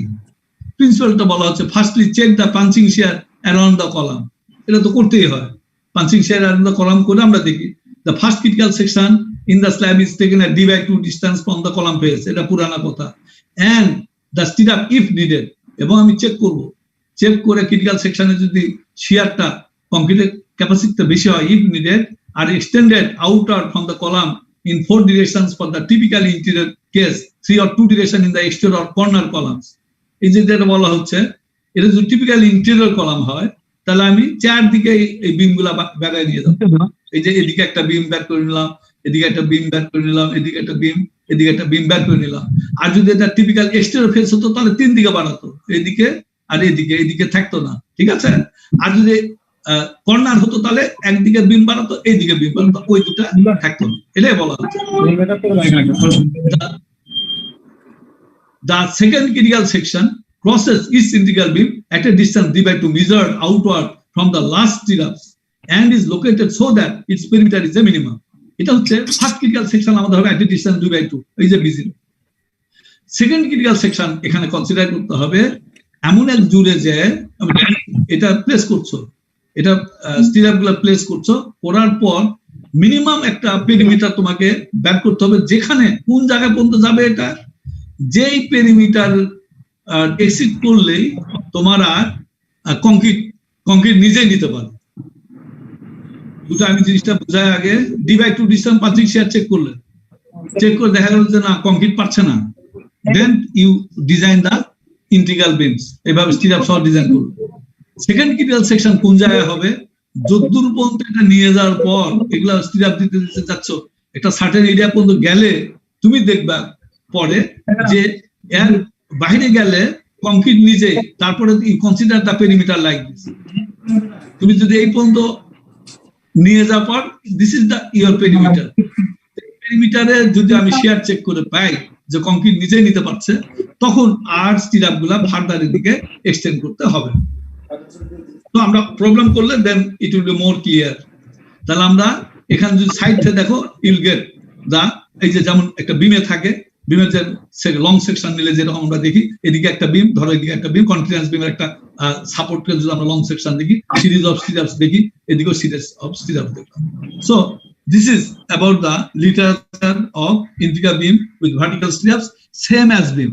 বিমের ক্ষেত্রে যেমন আমরা এটা ইন্টেরিয়র কলাম হয়, বিম আমরা দুই দিকে চিন্তা করি, এদিক থেকে এদিক বিম, কন্টিনিউয়াস বিম চলে যায়, দুই দিকে আমরা স্টিরাপ দিতে হয়। এখানে কন্টিনিউয়াস বিম দুই দিকে চিন্তা করবে, কনসিল এদিকেও কন্টিনিউয়াস বিম, এটা এদিকেও continuous beam in case of typical interior support, and you provide the stirrup reinforcement like this as per requirement of the design. আচ্ছা, তাহলে দেখি আমরা প্রবলেম করলে it will be more clear. এটারও একটা ওয়ার্ড এক্সাম্পল তোমাদের বই আছে। Now what would be the variation, সেটাও আমরা সাথে সাথে আলাপ করে নিই। এই জাত আসো কি কি ক্রিটিক্যাল সেকশন গুলো আমাকে চেক করতে হয় সেটা আমরা দেখি। যেমন প্রথমে আমাদের চিন্তা করতে হয় কংক্রিট কন্ট্রিবিউশন ফর শিয়ার, অর্থাৎ যখন নো স্টিল হয়, নো স্টিল ইজ ইউজ, কখন স্টিল যখন ইউজ করি না তখন কংক্রিট কতটুকু নিতে পারে, VC4 B0D, এটা তো আমরা জানি। Concrete contribution for shear, when shear steel is used, যখন আমি স্টিল ইউজ করলাম তখন কন্ট্রিবিউশনটা অর্ধেক হয়ে যায়, অর্থাৎ 2 B0D, এটা তো আমরা আগেও আলাপ করলাম। নমিনাল ক্যাপাসিটি অফ দ্য শিয়ার, অর্থাৎ যখন তুমি কংক্রিট এবং স্টিল দুটো একসাথে ইউজ করছো, এমত অবস্থায় এই সিস্টেম দ্বারা ম্যাক্সিমাম তোমার এই ইন্টিগ্রাল বিম উইথ ভার্টিক্যাল স্টিরাপের ক্ষমতা will not exceed by this parameter 6 B0D। এর বেশি কখনো এই সিস্টেমে তুমি নিতে পারবে না, এটা আমরা নমিনাল স্ট্রেন্থ ওটা তো দেখে আসলাম, এর বেশি পসিবল না। সো এই তিনটা ক্রিটিক্যাল, ওখানে আরেকটা বাড়তি ছিল স্টিলে কতটুকু নিতে পারে, এই ক্ষেত্রে স্টিলের কোনো ইয়াটা দেয়নি, এই তিনটা প্যারামিটারটা এখানে আছে। যেমন without steel, concrete, this formula will give you the shear strength calculation for concrete. When steel is used as a shear reinforcement, তখন তোমাকে VC contribution of concrete to be calculated by using this formula, and total system has the nominal strength as guided by this formula, cannot be more than this, and first critical section will occur at a distance D from the face of the wall. এই চারটা জিনিস আমাকে দেখতে হবে while solving the problems.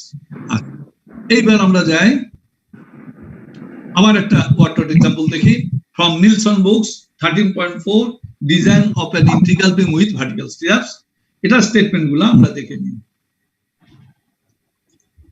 The flat plate slab of 7.5 inch total thickness, বলা আছে একটা flat plate আছে 7.5 inch slab thickness, and D equal to 6 inch, ওরা বলেই দিচ্ছে D equal to 6 inch, R D না থাকলেও আমি ব্যাক ক্যালকুলেট করে নিতে পারে, ওই যে 0.75 বাদ দেয় কত নম্বর বার ইউজ করছি, D/2 বাদ দিলে will get the your D value. হ্যাঁ, তাহলে এখানে যেহেতু D দেওয়া আছে সুতরাং utilize that D, no problem. শোন ইন ফিগারও দেওয়া আছে, আমরা দেখবো is carried by 12 inch square column, এখানে আবার কলামের সাইজ দেওয়া আছে 12 ইঞ্চ স্কোয়ার কলাম। আচ্ছা, 15 feet, তোমরা মিউট করে নাও microphone, and 15 feet on centers each direction, অর্থাৎ কলামগুলা প্রতিদিকে 15 ফিট করে দূরে বসানো আছে। এ ফ্যাক্টর লোড অফ 120 কিপ, এটা আরো সহজ করে দিছে যে ওখানে ইনফর্ম ডিস্ট্রিবিউটেড লোড ছিল ফ্যাক্টর, আর এখানে ফ্যাক্টর লোড অর্থাৎ ডিস্ট্রিবিউট হওয়ার পরে একটা কলামে কত ফ্যাক্টর লোড যাবে সেটাও বলে দিচ্ছে। A factor load of 120 kip must be transmitted from the slab to a typical interior column. একটা ইন্টেরিয়র কলামে এই তোমার 120 kip load factor load transfer হবে। Sir this is the typical interior column. ধরো এখানে যে পাঞ্চিং শেয়ার যেটা হবে তার ভ্যালু হচ্ছে ভিউ ভ্যালু দেওয়া আছে factor load that will cause the punching shear crack বা punching failure, that is 120 kip. এটা ট্রান্সফার হবে একটা টিপিক্যাল কলাম দ্বারা। এখন মেটাল স্ট্রেন্থ দেওয়া আছে এ প্রাইম সি এবং এ পয় দেওয়া আছে। এই স্ট্রেন্থের জন্য তোমাকে চেক করতে হবে determine if shear reinforcement is required for the slab or not. প্রথমে দেখো শিয়ার রেনফোর্সমেন্ট লাগবে কিনা, অর্থাৎ check the adequacy of the slab in resisting punching shear. এই যে 7.5 ইঞ্চি স্ল্যাবের থিকনেস এটা দেওয়া সম্ভব কিনা। ওই 120 কিপ যে ফ্যাক্টর শিয়ার একটা টিপিক্যাল ইন্টেরিয়র প্যানেল পাস করবে, whether it is possible to accommodate that shear at a typical interior or column or not, এটা প্রথম প্রশ্ন। and if so, যদি লাগে design the integral beams with vertical slabs to carry the excess shear। এখন এই স্টেটমেন্টটা তোমার clear হয়েছে? Problem যেটা বলতে চাচ্ছি এটা ক্লিয়ার হয়েছে না সবার? প্রবলেম স্টেটমেন্টটা ক্লিয়ার হয়েছে বলো? জি স্যার। কারণ আমি আবার বলি 7.5 ইঞ্চি স্ল্যাব ফ্ল্যাট প্লেটের থিকনেস দেওয়া আছে এবং বলছে ডিও বলে দিয়েছে যে ডিটা ইউজ করো, ডি ইকুয়াল 6 ইঞ্চ। ফিগারের রেফারেন্স দেওয়া আছে এবং কলামগুলা প্রত্যেকটা 12 ইঞ্চ স্কয়ার, 12x12, 15 ফিট দূরে দূরে সেন্টার নিচ ডিরেকশন, সব দুই দিকে 15 ফিট দূরে দূরে বসানো আছে। A factor load of 120 kip must be transmitted from the slab to a interior column. বলতে টিপিক্যাল ইন্টেরিয়র কলামে যে লোডই আছে স্ল্যাবের উপর এটা ফ্যাক্টর লোড 120 কিপ ট্রান্সফার হবে at the typical interior column. যদি ম্যাটেরিয়াল স্ট্রেন্থ এফএমসি 4 কেএসআই এবং এফআই 60 কেএসআই হয় তাহলে শিয়ার রেনফোর্সমেন্ট লাগবে কিনা, আর যদি লাগে তবে integral beam with vertical step এটা ডিজাইন। বাস, ভেরি সিম্পল। এখন আমরা এখানে আসি, আমরা বললাম চারটা জিনিস আমাকে আগে চেক করতে হবে। একটা হচ্ছে প্রথমে আমরা চেক করে নিব যে নিতে পারে কিনা, অর্থাৎ পাঞ্চিং শিয়ার ফেল করে কিনা, অর্থাৎ কংক্রিট নিতে পারে কিনা। তাহলে প্রথম ফার্স্ট ক্রিটিক্যাল সেকশন হবে এট ডিসটেন্স d/2, অর্থাৎ কলামে একটা সাইডের সাথে ডি যোগ করো, অর্থাৎ ফার্স্ট ক্রিটিক্যাল সেকশন 12 ইঞ্চি প্লাস d/2 × 2 মানে একটা ডি যোগ হবে ইনটু 4, অর্থাৎ 12 + 6 12 6 18 × 4 72 ইঞ্চি হচ্ছে total perimeter. First critical perimeter হচ্ছে 72 ইঞ্চি। হাই ভিসি করে নাও। হাই ভিসি কংক্রিটের স্ট্রেংথ, যখন আমরা কোনো স্টিল চিন্তা করছি না, কংক্রিটের শক্তিটা পরীক্ষা করছি। 0.75 × 4 √f'(c) b0d, b0 মান বসাও, ডি বসালাম। আমার কংক্রিট নিতে পারে 82 কিপ পর্যন্ত। কিউ আছে কত? 120 কিপ। কম্পেয়ার করো ভিউ এর সাথে 5VC। 5VC = 182 keep is less than VU = 120 keep. অর্থাৎ কংক্রিটের ক্যাপাবিলিটি ডেভেলপ শিয়ার থেকে কম, সুতরাং শিয়ার রেনফোর্সমেন্ট ইজ রিকোয়ার্ড। তাহলে প্রথম উত্তরটা আমরা পেয়ে গেলাম, the slab is not adequate to resist the punching shear force of one factor shear force of 120 kip। প্রথমটা আমরা পেয়ে গেলাম। এখন স্টিল আমি ইউজ করতে যাচ্ছি এবং বলে দেওয়া হয়েছে you have to use the integral beam with vertical slab।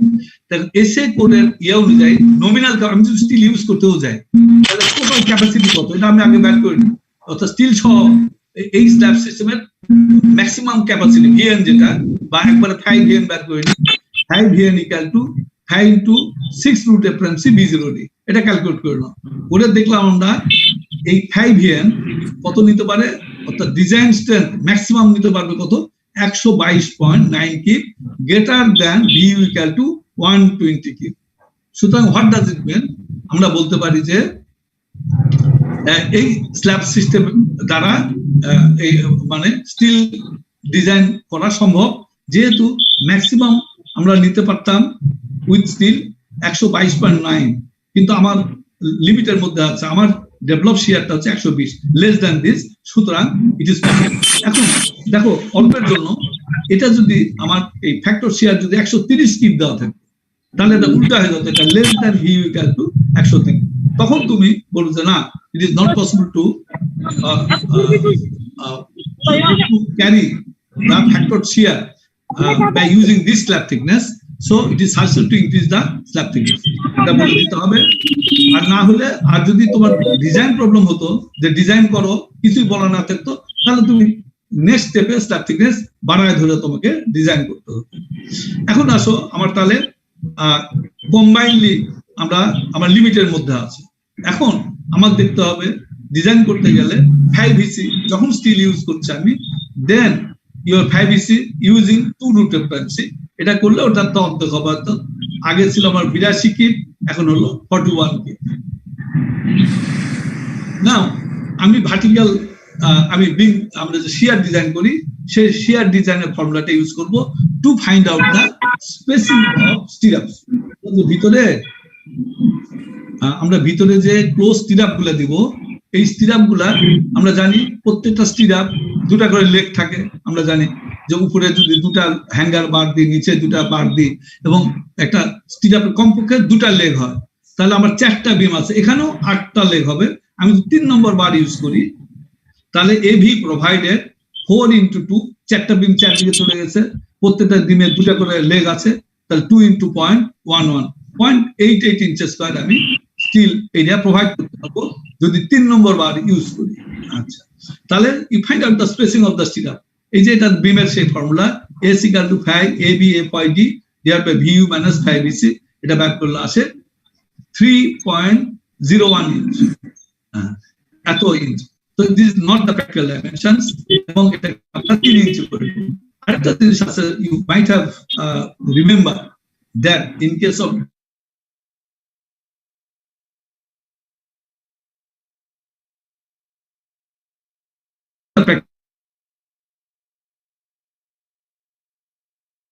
তাহলে it is that 3 inches controlling,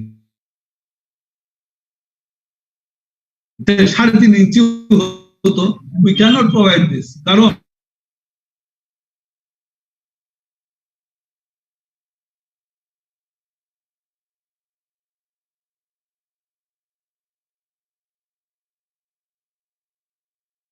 efficient or resisting that said shear that developed in the that has given in the problem. তাহলে আমি বিমগুলো 2 leg stirrup, অর্থাৎ stirrup একদম 3 inch centre to centre দিব।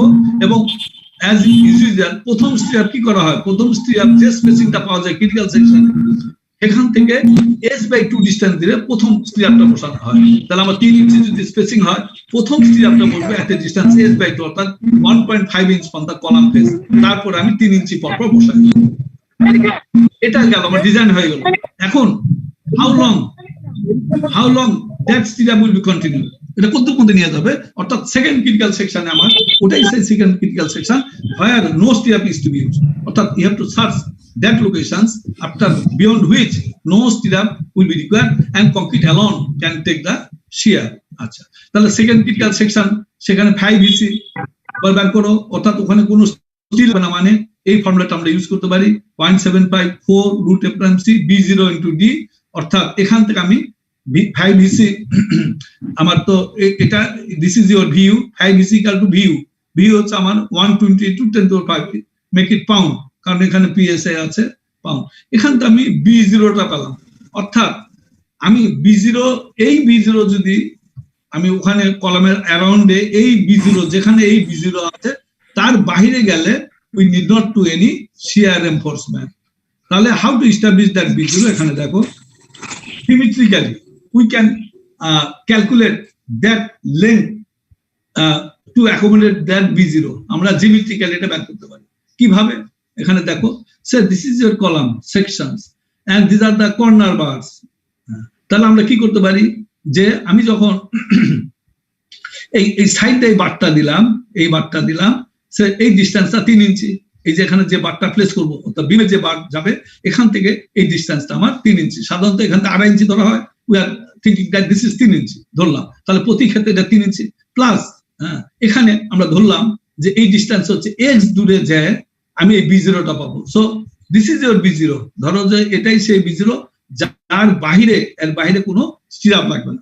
এখন আমি বের করতে চাচ্ছি এই যে 105 ইঞ্চি b0 কত দূরে যায়, এই মানে for what value of x that b0 will occur, অর্থাৎ এটা তো সিমেট্রিক্যাল জিনিস, এদিকে x ডিস্টেন্স দূরে, এদিকে x ডিস্টেন্স দূরে ধরো, এদিকে x ডিস্টেন্স দূরে এবং এদিকে x ডিস্টেন্স দূরে আমি আননোন ধরে নিলাম, ধরে you calculate your b0 and that b0 should be equal to this b0, ওখান থেকে তুমি x ভ্যালু পাবে, অর্থাৎ up to that limit you have to provide the stirrups. এই যে এখানে দেখো এটা যদি আমার x হয়, দেখো এটা x এবং এটাও x যদি হয় তাহলে what is this length, diagonal length √2 into x, তাহলে এটা আমি এখানে x যদি ধরি this distance equal to total distance x plus 3, এখানে এই ডিসটেন্স হচ্ছে x প্লাস 3, কারণ আমি এখান থেকে এটা x 3 পাচ্ছি, তাহলে আমার এখান থেকে এই ডিসটেন্স হচ্ছে x প্লাস 3, তাহলে what is that diagonal length, it is √2 into x plus 3।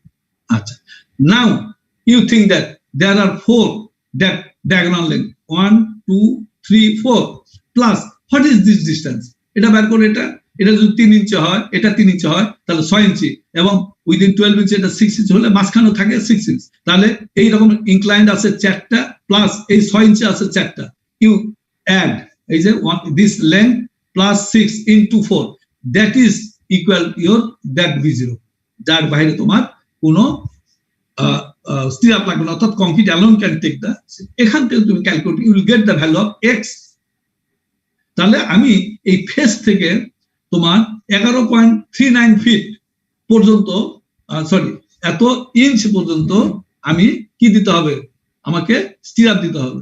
তাহলে স্টিরাপের তো হিসাব দেওয়া আছে, প্রথমটা কত, প্রথমটা তো 1.5 ইঞ্চি, তারপর আরেকটা বসাও এবং বসালে তুমি এটা তার এইভাবে এক্স্যাক্টলি মিলান যাবে না, আমরা পেলাম এটা 13.5 ইঞ্চি, অর্থাৎ এটা দিলে কম হয়ে যায়, তো বাড়তিটা আমি দেবো, এই পর্যন্ত আমি স্টিরাপ দিই, অর্থাৎ 1 2 3 4 5টা স্টিরাপ যদি আমি বসাই that will cover A length of 13.5 inch greater than 11.39।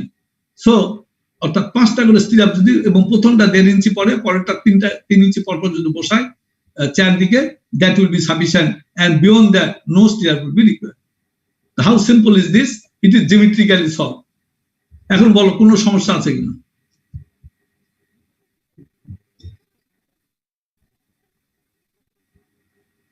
বলো any problem?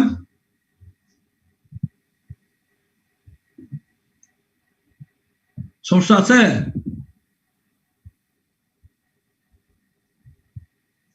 কয়জন ছাত্র আছে দেখে আগে, 132, রোল করার আগে ছাত্র বাড়তেছে আরো দেখে মনে হয়। আচ্ছা যাক বারুক, প্রবলেম, এটা বুঝতে এতগুলা ছাত্রের মধ্যে না বুঝার কেউ আছে কিনা বলো, এটার মধ্যে কোনো সমস্যা আছে কিনা বলো, বলো কোনো সমস্যা নেই?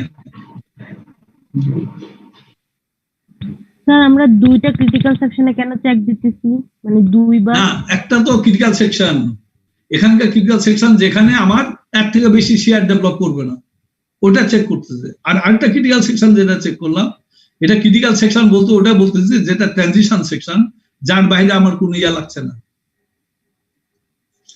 আমার আর কোনো স্টিরাপ লাগছে না, কারণ এই স্টিরাপ তো আমি এদিকে এই কলাম থেকে এই কলামসে 20 ফিট দূরে আছে, তা আমি কেন আমি স্টিরাপ দিতেই থাকবো, 3 ইঞ্চি পরপর এই বারটা রিং গুলো আমি কেন দিতে থাকবো, আমার যেখানে প্রয়োজন সেখানে দিব না, এইভাবে তোমাকে এটা এস্টাবলিশ করতে হবে। এই বলো তো, তুমি প্রশ্ন করলে যে বাবা তোমার নাম কি বলো তো? সুমাইয়া সাদিয়া তোহা। হ্যাঁ, সুমাইয়া সাদিয়া তোহা। কি নাম বলো?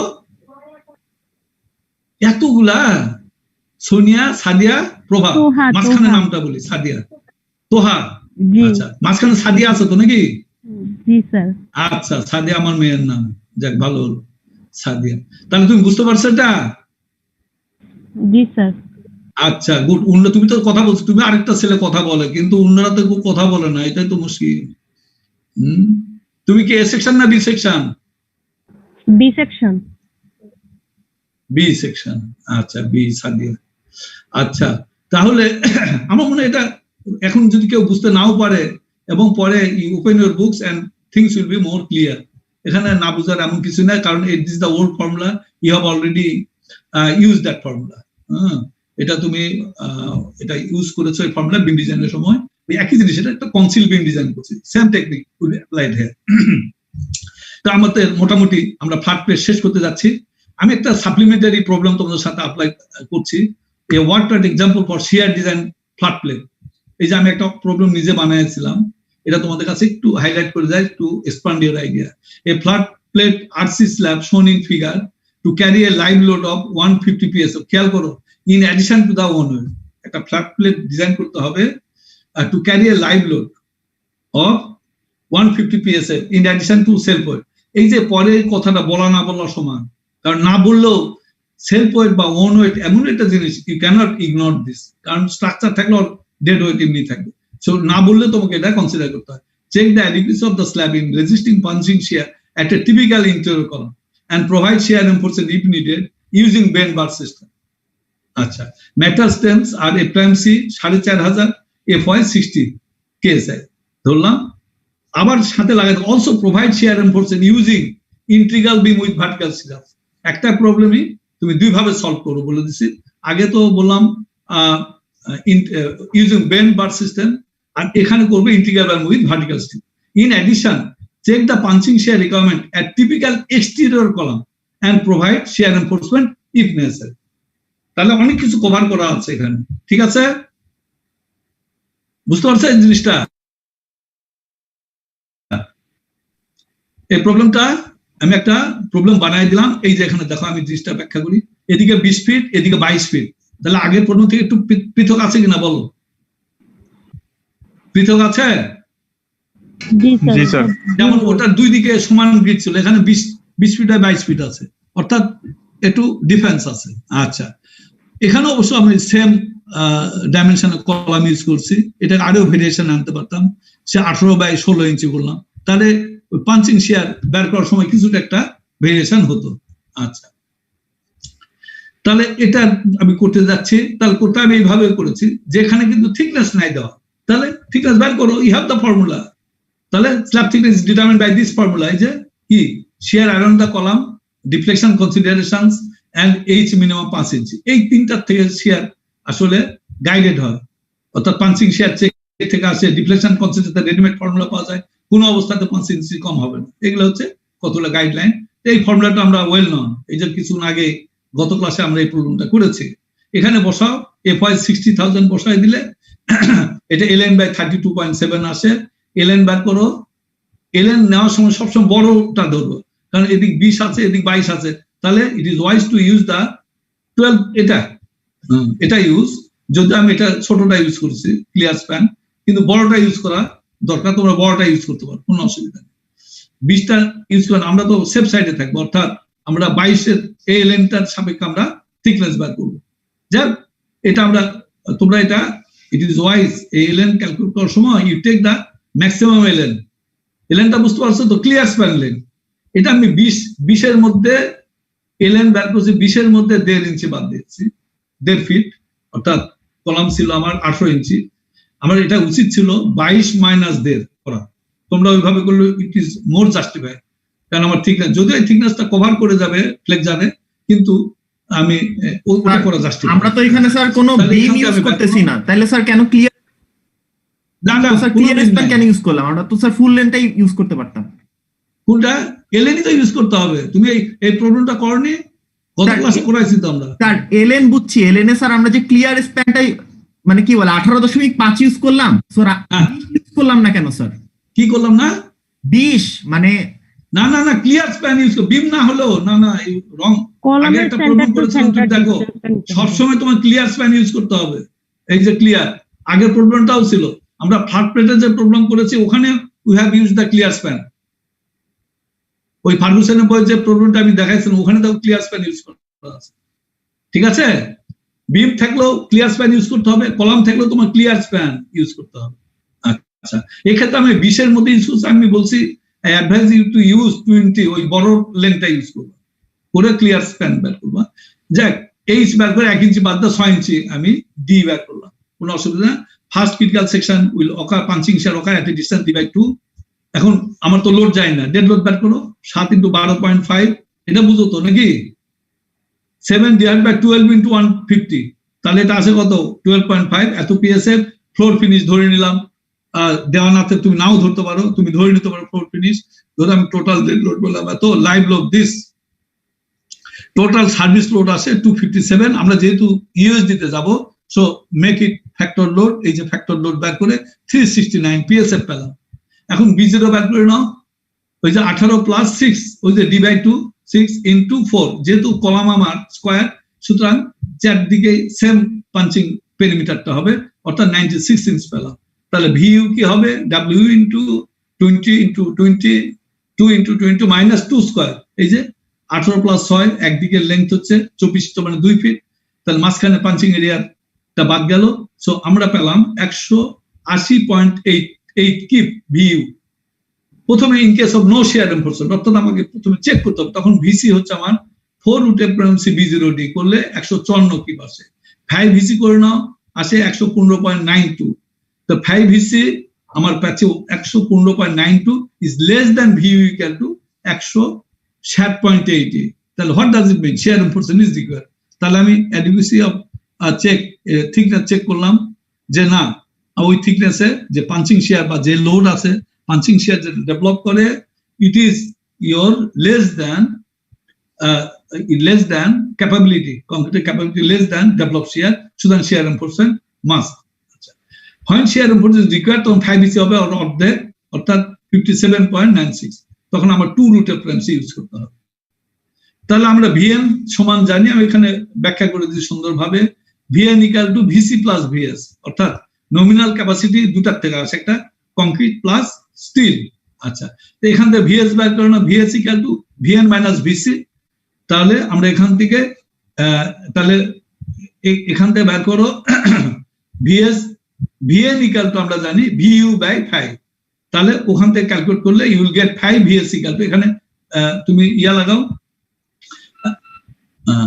দুই দিকে 5 দিয়ে গুণ করে নাও, 5 সিম্পল ভাবে। তাহলে ভিইউ ইকুয়াল টু এখান থেকে পাবা তুমি ইকুয়াল টু, এই যে 5 ভিএন মানে ভিইউ আর -5 ভিসি, এখান থেকে তুমি VS calculator VS, you will get VU -5 VC. So এই ফর্মুলাটা আমি আগে ইউজ করেছি। তো সুতরাং আমরা এখান থেকে আমরা ভিএস অর্থাৎ স্টিলের ঘাড়ে পড়ছে এত, স্টিলকে এত কিপ নিতে হবে, কিন্তু ম্যাক্সিমাম পারমিসিবল ভ্যালু হচ্ছে ভিএস এর 3√f B0D, এটা হচ্ছে 115, ইজ লেস দ্যান ভিএস। কারণ দেখো, আমি যদি বেন বারে যাই তাহলে স্টিল কিন্তু এর বেশি নিতে পারবো না, কিন্তু আমার স্টিলে নিতে হচ্ছে কত? 137। তাহলে ওই thickness it is not okay. তাহলে আপার লিমিট, আবার আপার লিমিটটা চেক করো, আপার লিমিট চেক করছি 6√f B0D, এটা আছে 231, আর আমার 5 ভিএন হচ্ছে 173, ইজ গ্রেটার দ্যান ভিইউ, অর্থাৎ এটা ওকে। অর্থাৎ স্টিল এবং দুটার ক্যাপাসিটি একত্রে ফুলফিল করছে, কিন্তু ইন্ডিভিজুয়াল স্টিলের ক্ষেত্রে এটা ফুলফিল করছে না। সুতরাং আমরা পরবর্তীতে নেক্সট ট্রায়ালে চলে গেছি। এটা বুঝতে পারছো জিনিসটা? দেখো, আমি এটা বোঝানোর জন্য এইভাবে আনছি। এই যে ভিএস ম্যাক্সিমাম এর বেশি নিতে পারবে না, কিন্তু আমার ডেভেলপ ভিএস কত আসছে? 137, ম্যাক্সিমাম নিতে পারে কত? 116। তাহলে এটা সম্ভব না। অর্থাৎ বেন বার অ্যারেঞ্জমেন্টের মাধ্যমে ডিজাইন করতে গেলে ওই স্ল্যাব থিকনেস এটা সম্ভব না। ক্লিয়ার? এখানে আইডিয়া ক্লিয়ার? কিন্তু স্যার একটা প্রশ্ন ছিল স্যার। হ্যাঁ, প্রশ্ন বলতে থাকো। কংক্রিটের ক্ষেত্রে আমরা দেখছি যখন শিয়ার রেনফোর্সমেন্ট ইউজ করব, এখানে স্যার 2√f B0D হয়, আর স্যার স্টিলের ক্ষেত্রে এটা স্যার ম্যাক্সিমাম। স্টিলের ক্ষেত্রে না, তুই বুঝতেছ না, এটা কোডের দেওয়া ফর্মুলা। এটা স্টিলের ম্যাক্সিমাম ক্ষমতা এই কংক্রিটের স্ট্রেন্থ দ্বারা দিতে হবে। এটা তো গিভেন ফর্মুলা। এর আগেরটাই 2, এখানে 3, তো স্যার দুইটা যোগ না ভিসি তো স্যার ম্যাক্সিমাম 6 কেন হলো? দূর, VC concrete original share punching share নিতে পারে 4√f B0D। যখন একসাথে ইউজ করছি, কোড বলছে যে পরীক্ষা করে দেখা গেছে যে এটা 2 এর বেশি নিতে পারে না, 2√f। কোড আরেকটা জিনিস দেখছে যে স্টিল বেন বারে যদি করি স্টিল এই পরিমাণের বেশি নিতে পারে না। এগুলো হচ্ছে পরীক্ষা করে পাওয়া গেছে, এটা তোমার জাজমেন্ট অ্যাপ্লাই করা দরকার। ম্যাক্সিমাম পারমিসিবল ভ্যালু একটা কম নিতে পারবে, ম্যাক্সিমাম এটা নিতে পারবে। এবং ভিএনটা ম্যাক্সিমাম লিমিট হচ্ছে ভিএন, দুটা মিলে এর বেশি নিতে পারবে। So this are the set values and has been found from experimental evidence. ঠিক আছে, তাহলে এই আপার লিমিট এটা ফুলফিল করছে, কিন্তু এটা ফুলফিল করছে না, সেই ক্ষেত্রে আমি থিকনেসটা বাড়াই দিলাম, 7 ইঞ্চির জায়গাতে এবার 8 ইঞ্চি করলাম। and d equal to 8, and again you calculate your factor load and again go for punching shear, all বের করে আবার রিপিট করো। এইবার ভিএস পাচ্ছে 129.5, বিএস ম্যাক্স এবার 140। এইবার দেখো উইদিন লিমিটের মধ্যে আছে, এটা তো অটোমেটিক্যালি ফুলফিল করে যাবে। Now you can proceed. এইভাবে আমরা তাহলে এখন আমার থিকনেসটা হলো এটা আমার 8 ইঞ্চি। আচ্ছা, এইবার ডিজাইন ফর শিয়ার রিইনফোর্সমেন্ট, এই ফর্মুলাতে আমরা ডিজাইন করলাম, ডিজাইন করে 3.04 পেলাম। এখন আমি 3টা বার দিয়ে দেবো, এটা আরবিটারি, আমি আগেরটা 2টা বার, এখানে 3টা বার ধরা হলো ইজ ডিরেকশন। তাহলে আমি 3টা বার, তাহলে 6 6 12টা এরিয়া পাবো। তাহলে আমি 2টা 5 সুতা বার দিচ্ছি, আর একটা 4 নম্বর বার দিলাম, দুই ধারে একদিকে 2 ধারে 2টা আমি 5 নম্বর বার দিলাম, আর একটা বার দিলাম মাঝখানে হচ্ছে 4 নম্বর বার। তাহলে এইভাবে আমি তাহলে 12 legs bar will cross the critical sections। তাহলে এখানে 8টা, 2টা বার মানে 8টা বার যাবে 8 into 0.31, 2.48 inches স্কয়ার, আর 4টা মাঝখানে একটা দিছে মানে কি, তাহলে 4টা আমি এরিয়া পাবো এই 4 লেগের থেকে, হাফ ইঞ্চি বার, তাহলে 4 into 0.2, অর্থাৎ টোটাল এরিয়া পাচ্ছি অর্থাৎ 3.28 inches স্কয়ার পাচ্ছি, গ্রেটার দেন is আমার requirement 3.44। So সুতরাং S provided equal to greater than 3.044 inches square, okay, the critical section will be, তাহলে এটা হয়ে গেল। তো সেকেন্ড ক্রিটিক্যাল সেকশন আবার 3/4 অফ দিতে নিয়ে যাও, নিয়ে ওই আগের মতো করে V0 বের করলাম, VU বের করলাম, ডিজাইন ক্যাপাসিটি বের করে দেখলাম গ্রেটার দেন VU, সুতরাং অটোমেটিক্যালি এটা ফুলফিল করে যাচ্ছে। ক্রিটিক্যাল সেকশনটা কখন হয়, ডি এই যে বি কলামের with plus effective depth plus 3/4 of D, 3/4 of D, এই যে 3/4 অফ ডি অর্থাৎ 5.25, দুই দিকে 2 দিয়ে গুণ করলাম, অর্থাৎ এইবার পাঞ্চিং ইয়াটা হলো এক সাইড হলো 35.5, 4 দিয়ে গুণ করলে 142 ইঞ্চি হচ্ছে, এবং এর রেসপেক্টে তুমি যদি ডিজাইন ক্যাপাসিটি বার করো that is greater than your factor shear. তো সুতরাং তোমার এটা ওকে হয়ে গেল, এবং তোমার এই যে দেখো এবার 3টা করে বার দিয়েছি, 2টা 5 নম্বর, একটা 4 নম্বর, এবং এই বারটা তোমার ডেভেলপমেন্ট লেগ পর্যন্ত তোমাকে নিয়ে যেতে হবে। So this way we can finish your design in case of integral beam with vertical stairs, your bend bar system দ্বারা আমরা এটা ডিজাইন করলাম।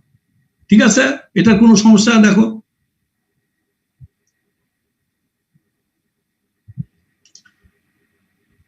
3টা বার দিলাম মানে কি, বিমে যদি আমি 3টা বার দিই তাহলে এর মধ্যে একই সাইজে বার দিই, 2টা 5 নম্বর বার দিয়েছি, একটা 4 নম্বর দিয়েছি, তাহলে এই 2টা এটা হবে কি, এটা 4টা বিম ধরো, 4 দিকে রড গেছে, এদিকে 2টা ওদিকে 2টা, তাহলে 4টা, আবার এদিকে 2টা এদিকে 2টা, মোট তুমি 8টা এরিয়া পাবা এই 2টা বার, একদিকে 4টা আরেকদিকে 4টা। আর এটার জন্য কত পাবে, একদিকে 2টা আরেকদিকে 2টা। তো এইভাবে বের করা হচ্ছে, 8 দিয়ে গুণ করছে এখানে এবং 4 দিয়ে গুণ করছে, এই যে এইটা 4 নম্বর বার করে আমি টোটাল এরিয়াটা এটা দিয়ে মিলাই দিলাম। ঠিক আছে, বুঝছো সাদিয়া, বুঝতে পারছো? স্যার এরিয়ার ব্যাপারটা বুঝি নাই। এই তো তুমি ফিজিক্যালি বুঝো, কোনো অসুবিধা, তুমি একটা ইয়া নাও, নিয়ে তুমি এটা ক্যালকুলেট করলে বুঝতে পারবা। তাহলে আগের প্রবলেম আমরা যাই, চিত্রটা আসলে এই সময় আমার না, এই যে এখানে খেয়াল করো, এইখানে খেয়াল করো, যদি এটা integral beam with vertical set, আমি এটাই খেয়াল করি কয়টা পাচ্ছি, এই যে এদিকে একটা বার এদিকে একটা বার, তাহলে 1 2 3 4 5 6 7 8, 8টা এরিয়া পাচ্ছি না আমি এখানে, যদি 2টা বার যেত, আর মাঝখানটা 8টা বার দিচ্ছে আমি, এগুলা 500টা বার ইউজ করছে ওখানে, আর মাঝখানটা একটা 4 নম্বর বার ইউজ করা, তাহলে 1 2 3 4টা এরিয়া পাবো না, তাহলে এটার পেলাম 8টা এরিয়া, আর এই মাঝখানে বারটা পাচ্ছি আমি 4টা এরিয়া, সেটাই ওখানে দেখানো স্যার।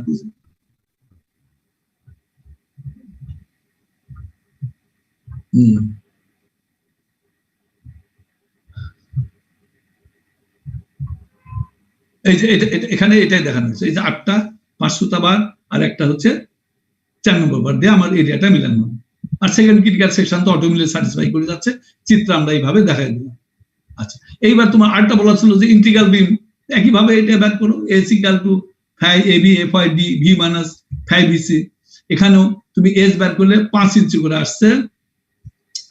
এখানে আমি 3 নম্বর বার ইউজ করলাম, এখানে আসে 2.86 ইঞ্চ সেন্টার টু সেন্টার। এটা কি আসলো? এটা হচ্ছে স্পেসিং অফ স্টিরাপস। এখন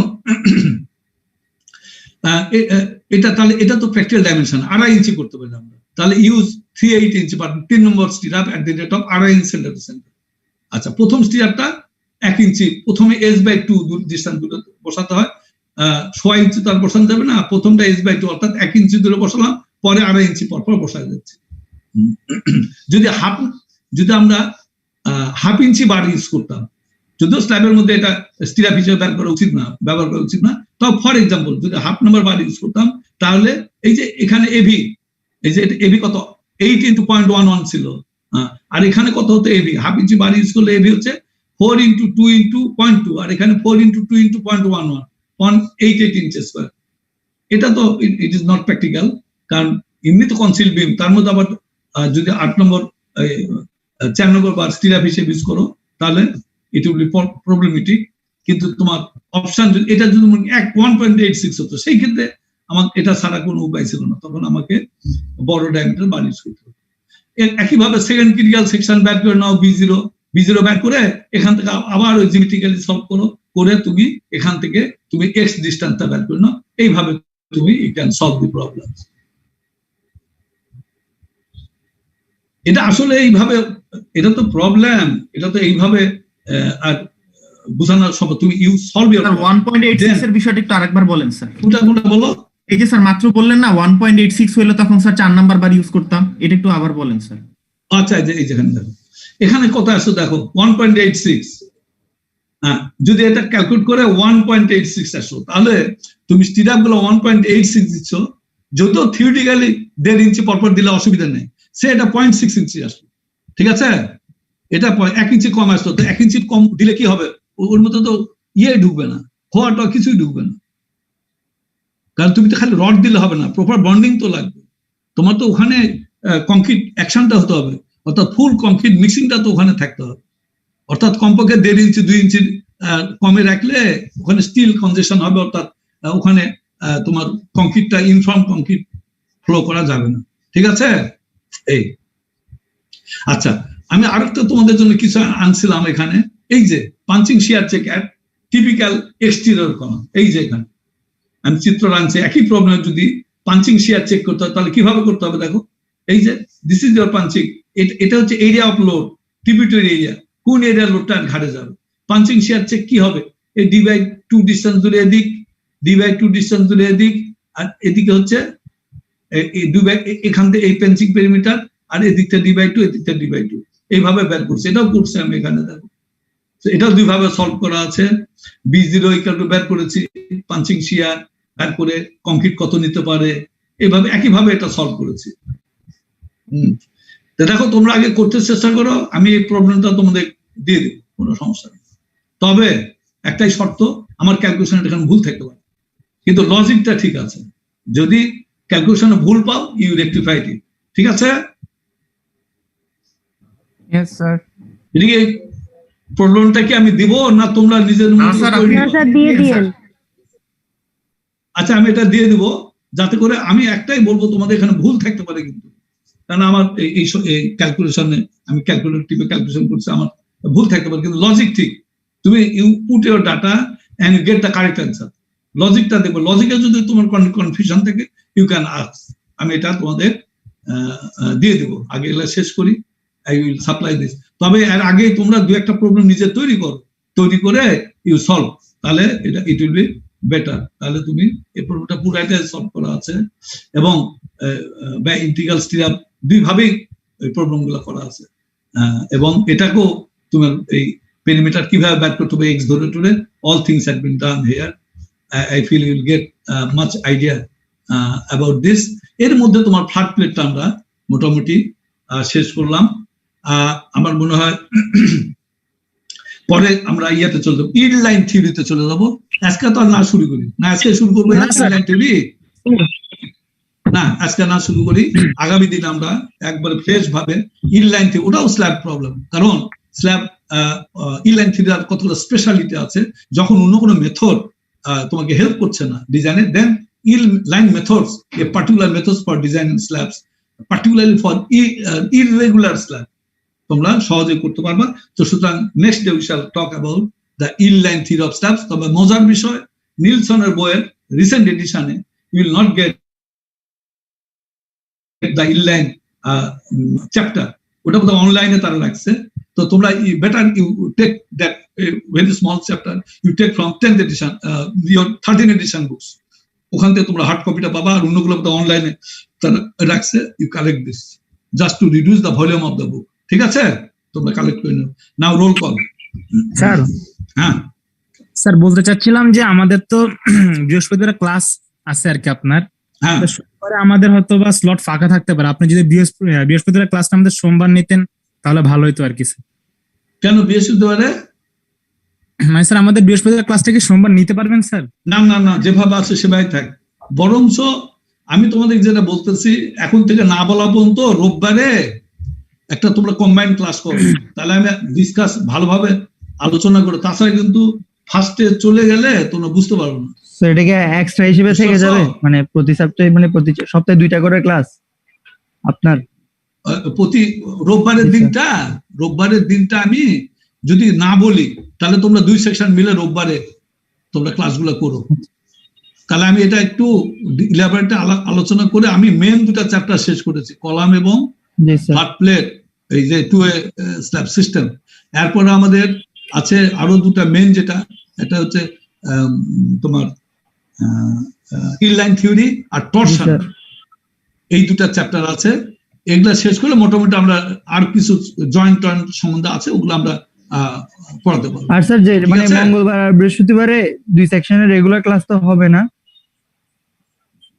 হ্যাঁ, ওগুলা রেগুলার হোক। আচ্ছা হোক, আমি চাচ্ছি যে আমি তো আউট অফ সিরিজ টিচার, আমি চাচ্ছি যে আমি যতদিন থাকি তোমাদের এটা শূন্যভাবে আমি শেষ করে দিই, একটু আগে শেষ করে দিই, বুঝতে পারছো? পরে যদি হঠাৎ করে আমি কোথাও চলে যাই, তখন এটা নিয়ে আবার আরেকজন নিয়ে আর একটু ঝামেলায় পড়তে পারে। তো যদি তোমরা এটাই বলা থাকলো, যদি আমি ফার্দার কোনো সিআরদেরকে ইনস্ট্রাকশন না দিই, তাহলে ধরবো যে রোববারের দিন in addition to regular classes, রোববার দিন একটা কমন ক্লাস তোমাদের থাকবে, ঠিক আছে? আর যদি আমি কোনোদিন না নিই, আমি সিআরকে আগে তোমাদের বলে দেবো। হ্যাঁ, আচ্ছা স্যার। আচ্ছা, roll call now, roll call.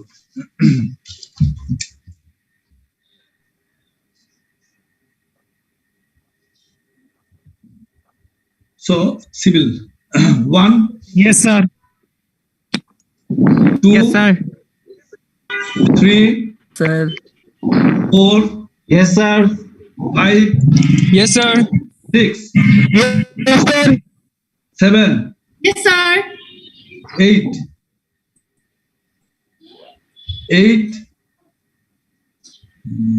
9. Yes sir. Yes sir. 10. 11. Yes, sir. 12. Yes, sir. 13. Yes sir. 14. Yes sir. 15. Yes sir. 16. Yes sir. 17. Yes sir. 18. Yes sir. 19. Yes sir. 20. 21. Yes sir. 22. Yes sir.